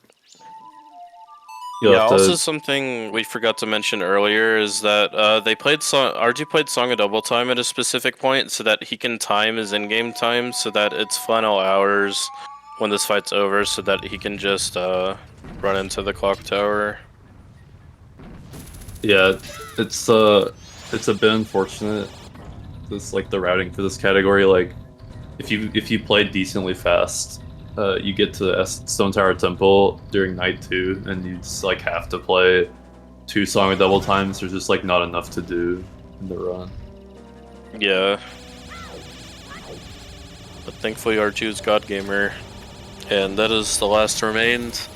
And all he has to do left is watch these last few cutscenes and then go up to the moon to fight Majora. Yep. Interesting that Ardju didn't opt for the heart container. If you Yeah. there's like you can find keys for it, but the uh the blue orb for the remains takes time to activate once you gain control, and you can stand right on top of that heart piece when you're about to kill Twin Mold, and you can get the heart container and get to the blue warp at like a little before or as it's ready to be used. Yeah, if you walk into the blue warp immediately, there's a bit of a delay before Link actually picks up the remains, so you could use that time to pick up the heart container.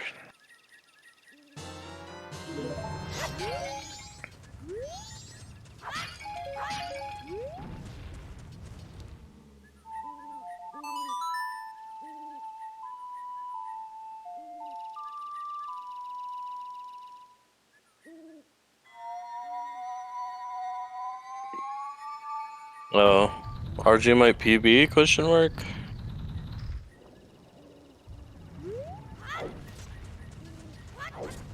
Oh, But he's yeah, his best possible time. Looks like it's... Yeah, probably not gonna happen. I don't know what I mean. I don't know what time Ardju finished Twin Mold, but like a really good Majora is like 10.5 minutes.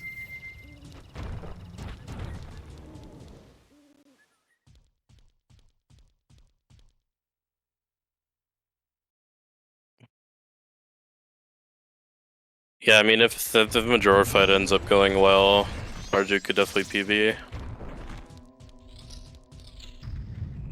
Now Kamex is in Stone Tower Temple. Gonna pretty much do the same stuff that Ardju did. Yeah.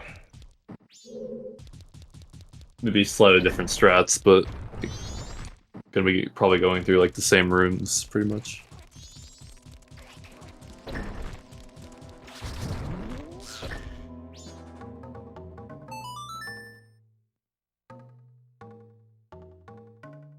We're about to enter the longest cutscene in the run.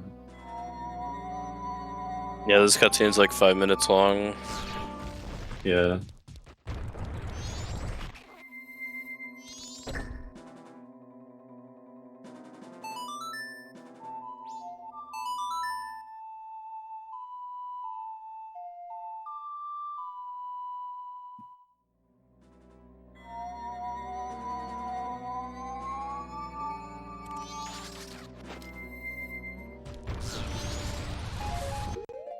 And this is why we had to beat all the dungeons so that we could get all the giants to stop the moon from falling.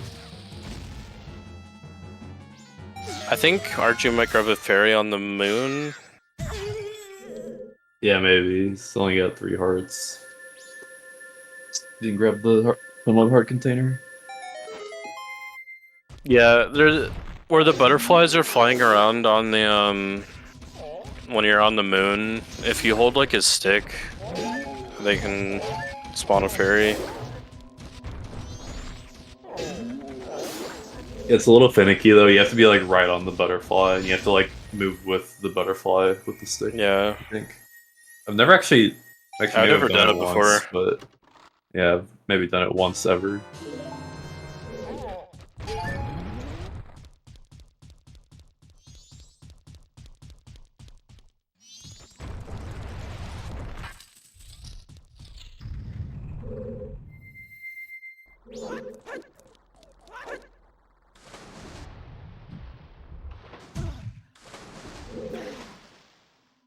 Kamex barely missing the small key dive, but it's not too slow to back it up.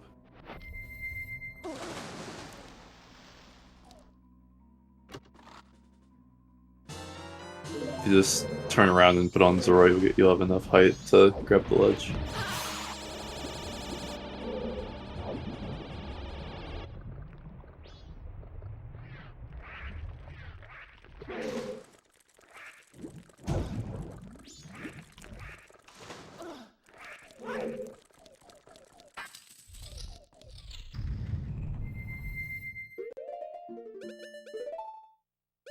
It is kind of nice having this cutscene so you can like decompress right before the end of the run. Yeah. Because if you're on like record pace or really good PB pace, like your adrenaline's definitely pumping.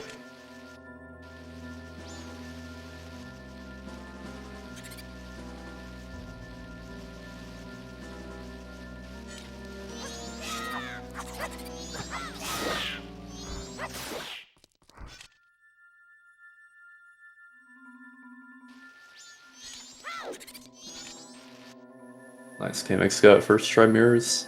Nice.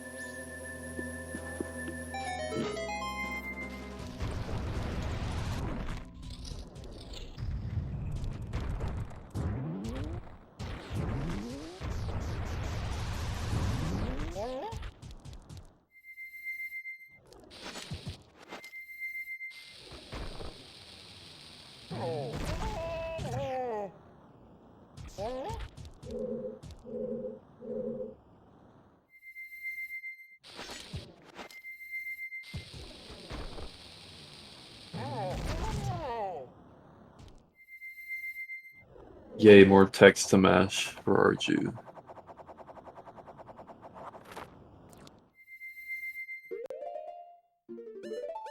Yeah, so once Ardju's on the moon, he's just gonna go straight to the Majora cage. We're not doing like any of the trials or anything. It's just for 100%.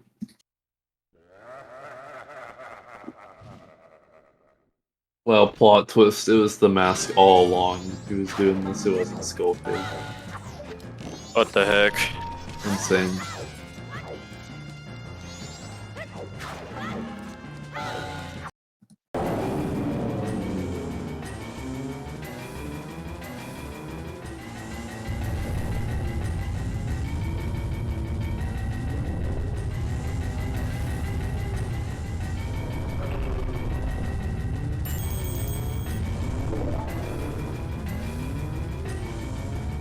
Maybe the real Majora was the friends you made along the way. True. I agree with that.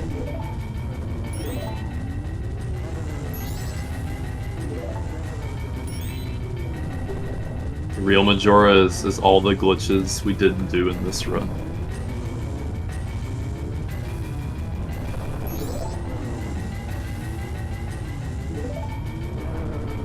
Oh, did we talk about the Light Arrow Death Warp?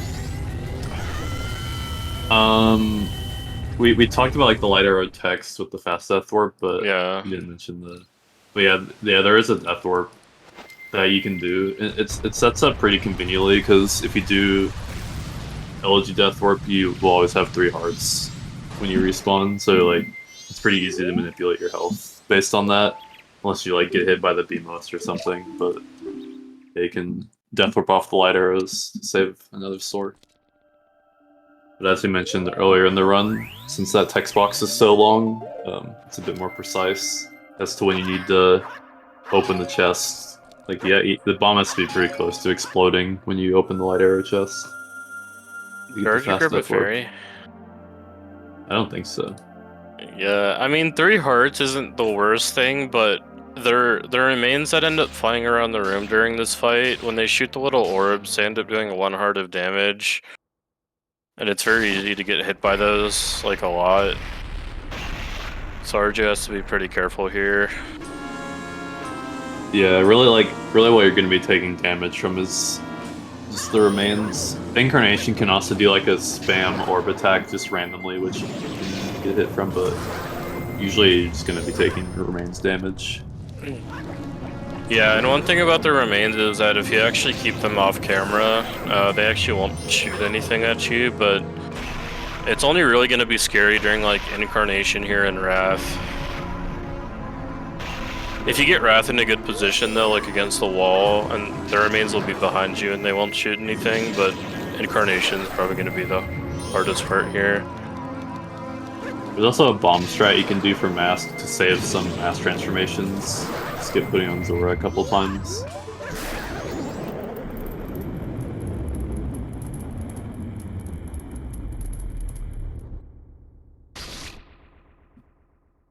No, Beast, the routes actually don't converge until they split for Majora, like until Majora dies. So who knows? Maybe Kamex will catch up. Real.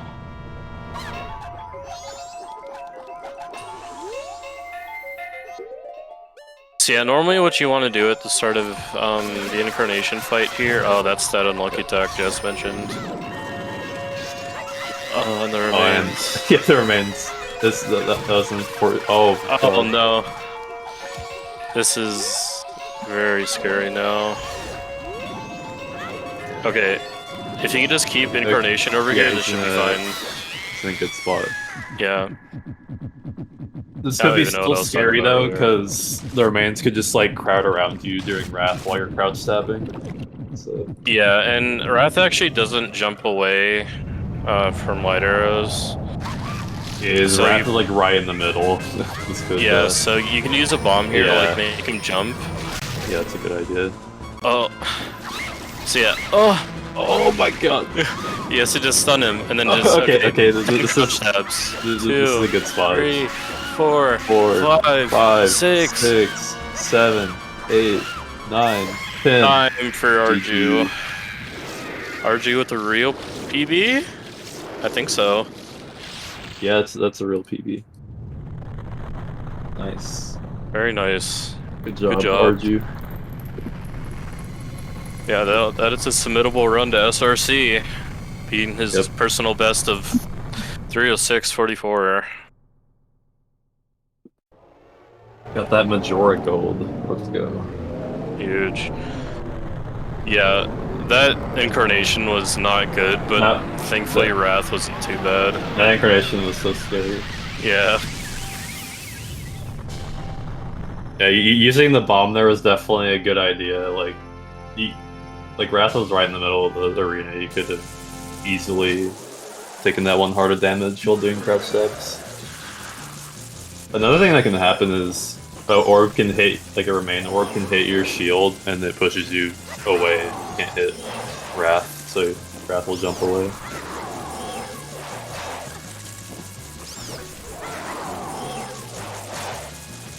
Yep, so GG's to Ardju. And spoiler alert, unfortunately, Kamex8 will be taking the second place here. He's almost done with Stun Tower though, so it won't be too long before he finishes. Yeah, unfortunately, he didn't catch up during the Majora fight. Yeah. But all he has to do is twin mold in Majora now. Yeah, there's a lot left he has to do. Yep. I think he's finishing underestimate, assuming he doesn't like run out of arrows on twin mold or die to Majora. If I can be a little overestimate, he has to finish twin mold at like 310.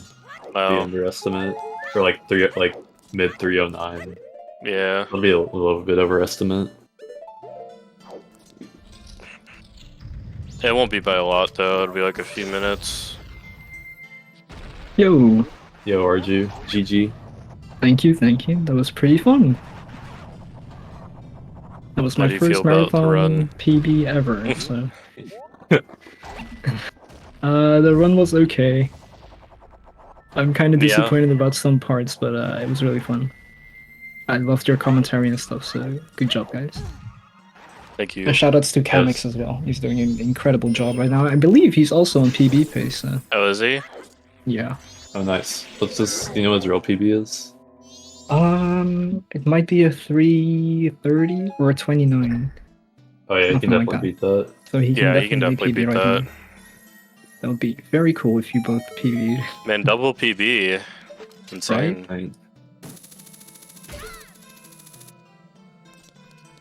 Yeah, it looks like Kamex here is just taking a little bit of an alternative route to get up to the upper level here. Yeah, I believe he fight doesn't do Igor early this Igor, way. so he gets the Yeah. extra key and then actually fights him. Unlike me, I'm kind of a coward.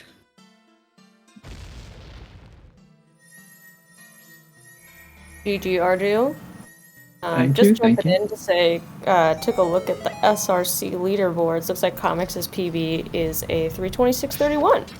Ah, So, So if he finishes Twin Mold within like 4 or 5 minutes, he can PB.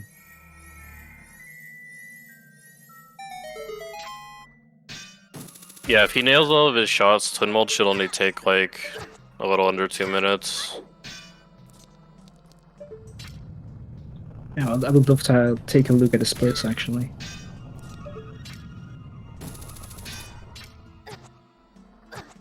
But yeah, we both won Goron race, I think. So that was Yeah, really nice. that was sick. I was saying even if he had a race of like 2 top runners, you couldn't even guarantee like a It's like true. a double Wait a win. minute, Jess. You couldn't guarantee it. Are you calling me not a top runner? No, I'm just saying. Wait a I was minute. impressed that both of you guys won Goron race. I mean, just in general, it's pretty surprising that both Definitely, racers win Goron Yeah. race. I agree. Yeah, but like in the MM community glitchless race, like a lot of the time there's at least someone like at top level or like even like lower. Like there's always someone who like, will lose Goron race. It's just Yeah. bound to happen. Goron race does not discriminate. Yeah. Doesn't matter how good you are at the Yeah, game. Goron race doesn't care how good you are.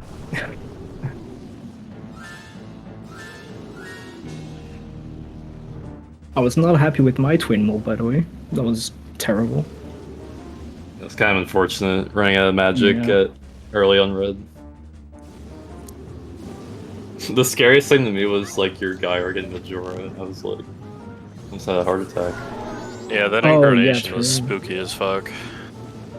Yeah, I could have died there, definitely. Oh, But I did yeah. have a fairy, actually, so I was gonna be fine. Oh, I didn't realize you had a fairy. That's why I Fairy. didn't Death Warp out of Elegy, because I did have a fairy, unfortunately. Oh, okay. Wait, your warp fight was also spooky. I don't know if you had a fairy for that. Yeah. Yeah, I did have a fairy. I picked it up specifically for wards, actually. Oh, so you did get the fairy before GBT. I thought you didn't Yeah, get the. yeah. Okay. I've been losing like consciousness periodically throughout this race. I don't remember what you guys did at some points.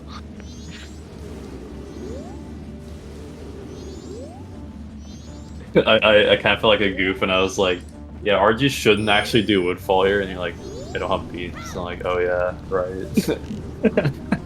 Oh yeah, true. I did like seeing the 2 different routes. That was very cool. Yeah, that was definitely a cool part about this race. Yeah.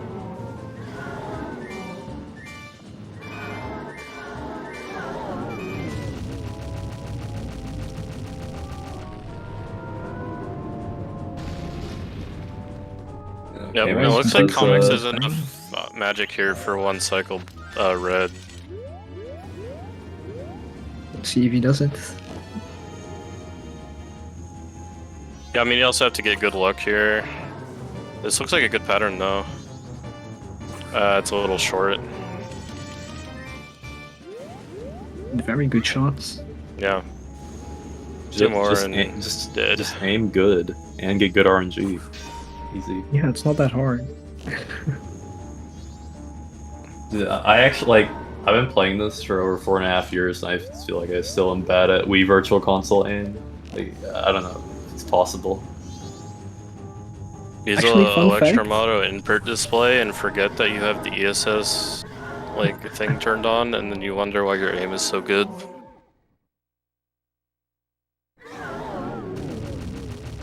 I think Kamex actually plays on an N64 controller, so that's a fun little fact. Oh, interesting. I know, like, I'm pretty sure, like, Danny B plays on an N64 controller, but I don't know too many other people who. Yeah, other than GameCube controller, the most common other one is the Pro, classic controller Pro. Yeah, but I can only think of 2 people who use that, which is like RTA and SVA. Yeah, Who else uses I know that? Zinner uses it. I didn't know that.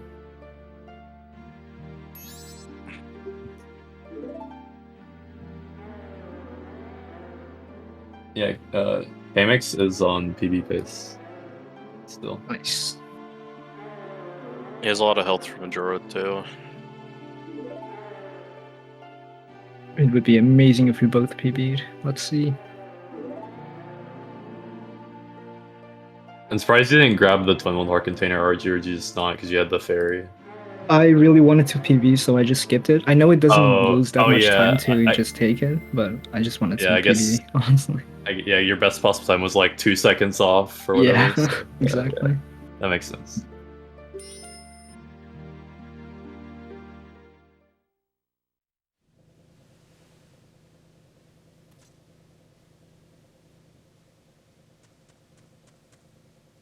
Also, fun fact, the only effect of clearing a Kana, besides not being able to do Gibdo House and Poe Hunt minigame, is that a single tree grows.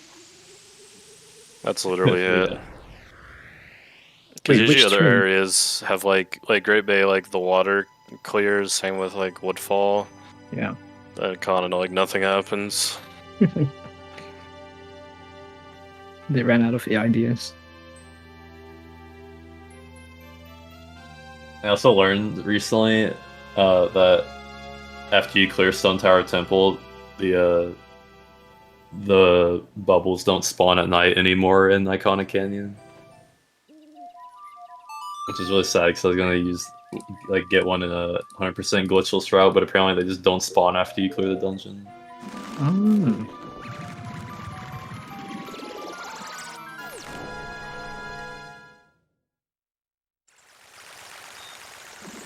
But to get another Giants cutscene from Kamex, our favorite 5-minute cutscene. Well, in the meantime, we can watch the credits. That's also very fun. This game arguably has the best credits out of any Zelda game, in my opinion. Yeah, for sure. Kamex is a little bit early. Hopefully he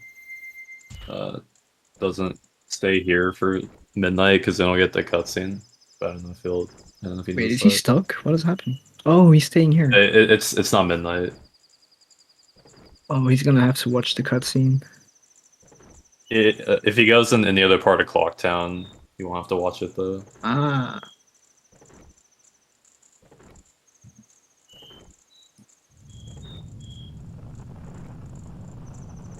Oh yeah, I guess I probably can't PB anymore because of in-game time. That's unfortunate.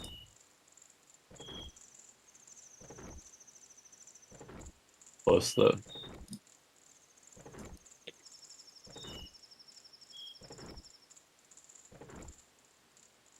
Yeah, I kind of like having Giants cutscene as like a runner to just chill before the end, but like when you're like watching a race, it's like, wow, I gotta watch this cutscene twice. True.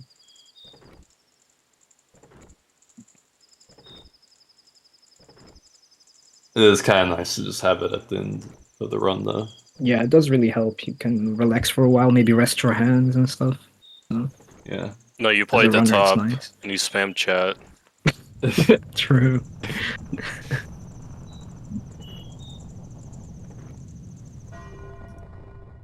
Yeah, he is gonna watch the cutscene, I believe.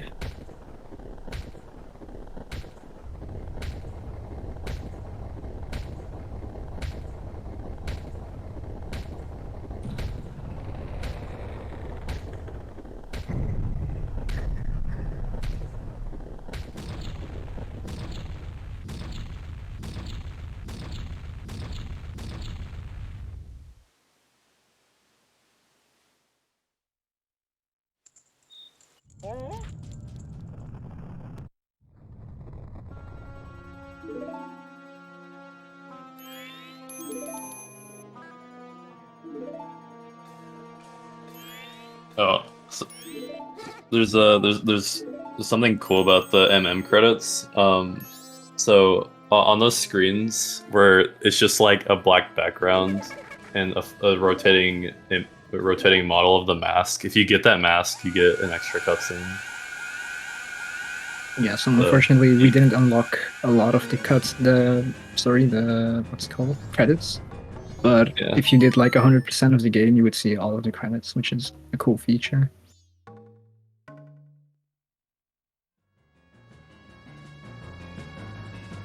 Yeah, Kamex is playing Oath now, and getting our second Giants cutscene. Imagine doing Hundo. Right, guys?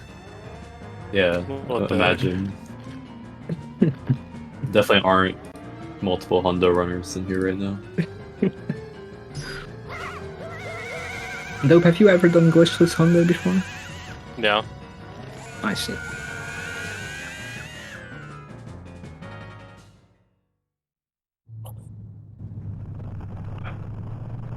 It's been like 3 years, but I did it.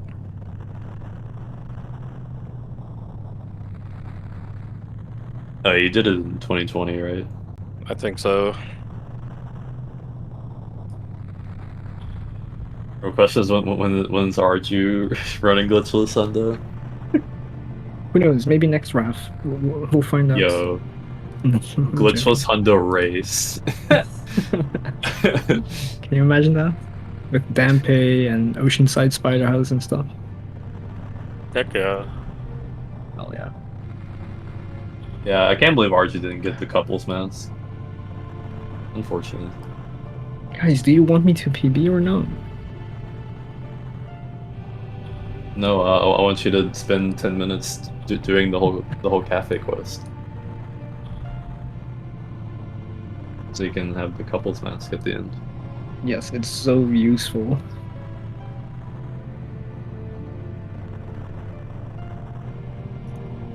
Oh, my credits are over.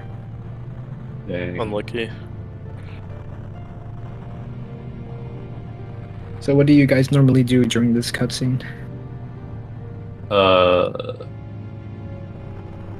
already guess said I it usually earlier. usually go Like over spamming the chat? Wait, talking about the Giants cutscene, the credits. Yeah. No, the Giants cutscene. I feel like I just talk about random bullshit. Take your mind off the run. Yeah.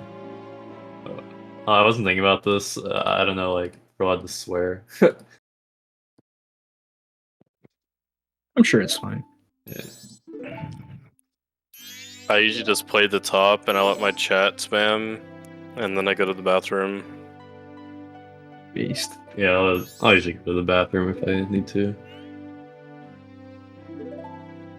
Yeah, I saw Kamex stretching his legs a second ago. That's also a good opportunity to do that. Yeah.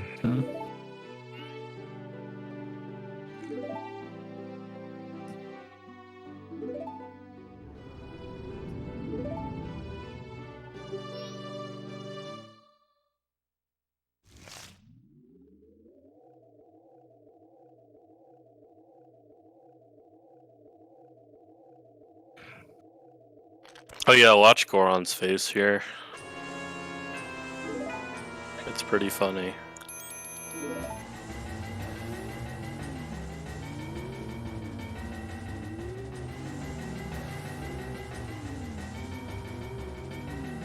Big Where'd his face go? Oh my god! I've never seen that before. Amazing.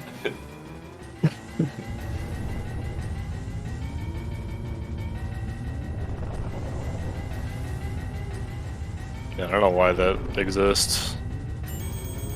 I never paid attention to it until, like, I heard Trev say something about it, like, at some point when I started playing. Does it happen with other transformation masks as well? No, I don't it's think just so. Goron. That's hilarious.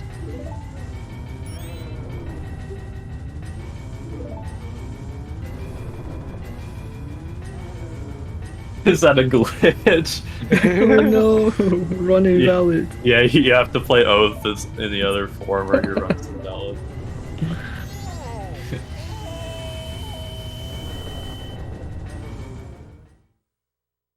Wow, or Chris, this can't be a coincidence.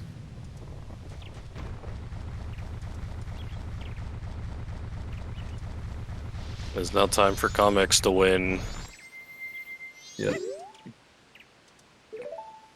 No magic here is also not helpful.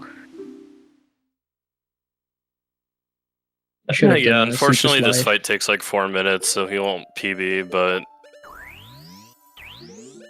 still gaming. I mean, Yeah, you did a definitely fantastic job. not too far off PB still, regardless.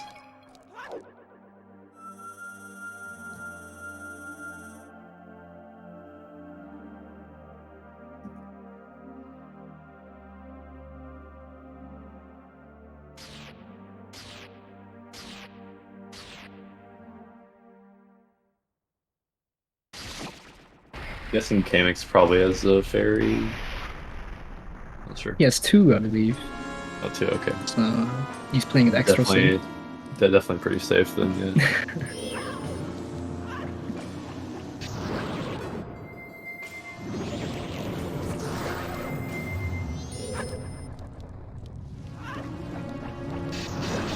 Yeah, it's kind of unfortunate. Like you get here in this run, and it's like, even though Majora's not like super hard, it's like the run's still not over because you can get owned by remains, or that orb attack incarnation does that hit you twice.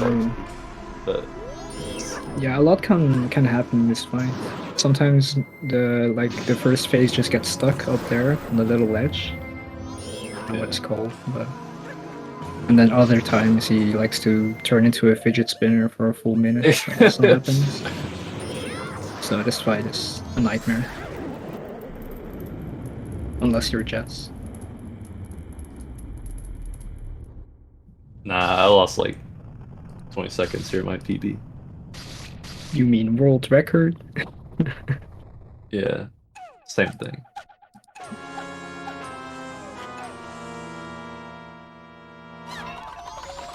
I'm staying strong on a like 253 or something. From like 2019. Yeah. It's ancient. He's going to shoot the remains as well.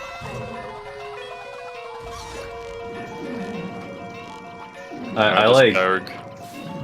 my problem with this fight is when I do Wrath, I'm like, I never want to like throw a bomb. I always just like keep him wherever he is. Really? So, if I ever get remains, it's just like it's always on me. I'm just too greedy to want to move Wrath ever. Yeah, it does lose time, doesn't it? Oh, I mean, probably not that much. I'm just like, yeah, it's only 10 crowd stabs. Surely nothing will happen. But in like 1/3 of runs, I'll get remains or something. Yeah. Even if the remains don't hit you, like they can hit your shield and push you away. And then you have to walk Wrath in again. Yeah. Yeah.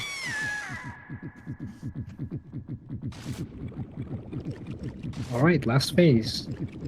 Yep. I mean, only gonna be like 2 minutes off PB or something. Let's see if he can stun lock him.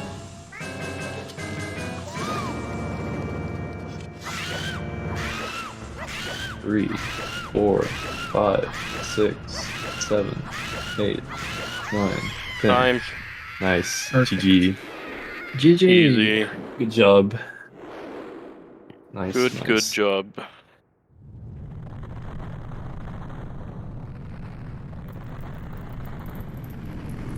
Very cool stuff. Yeah.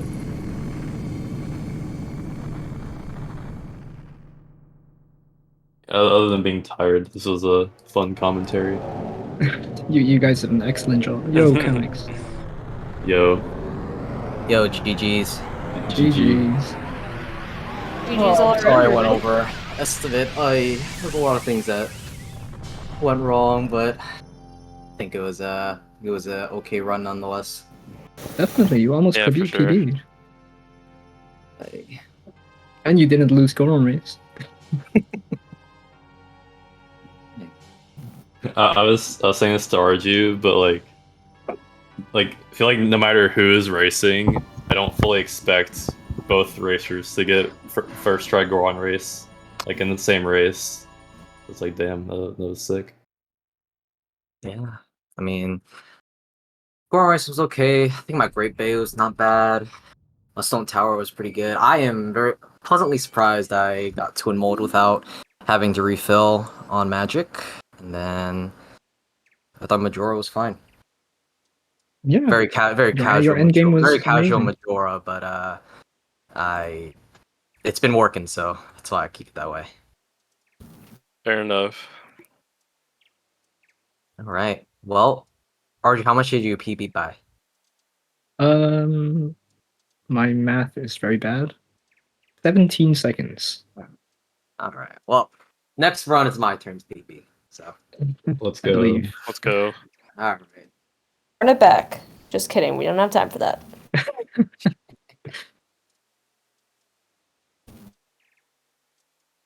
All right, everybody. Thanks everybody for watching this run. Thank you, Dope and Jess, for commentating, and GG's to Ardju and Kamex8. Was It's fun. been a pleasure. Thank you very much. Yep, had a good time. Thank you. And don't forget to support Planned Parenthood, guys. Absolutely. Use the you can use the commands in the bottom right if you would like to donate. We will take a quick break, and then once our break is over, we will yes, not exclamation point bottom right, but exclamation point donate, schedule, incentives, and credits. But once we come back, we'll be hitting up Stardew Valley.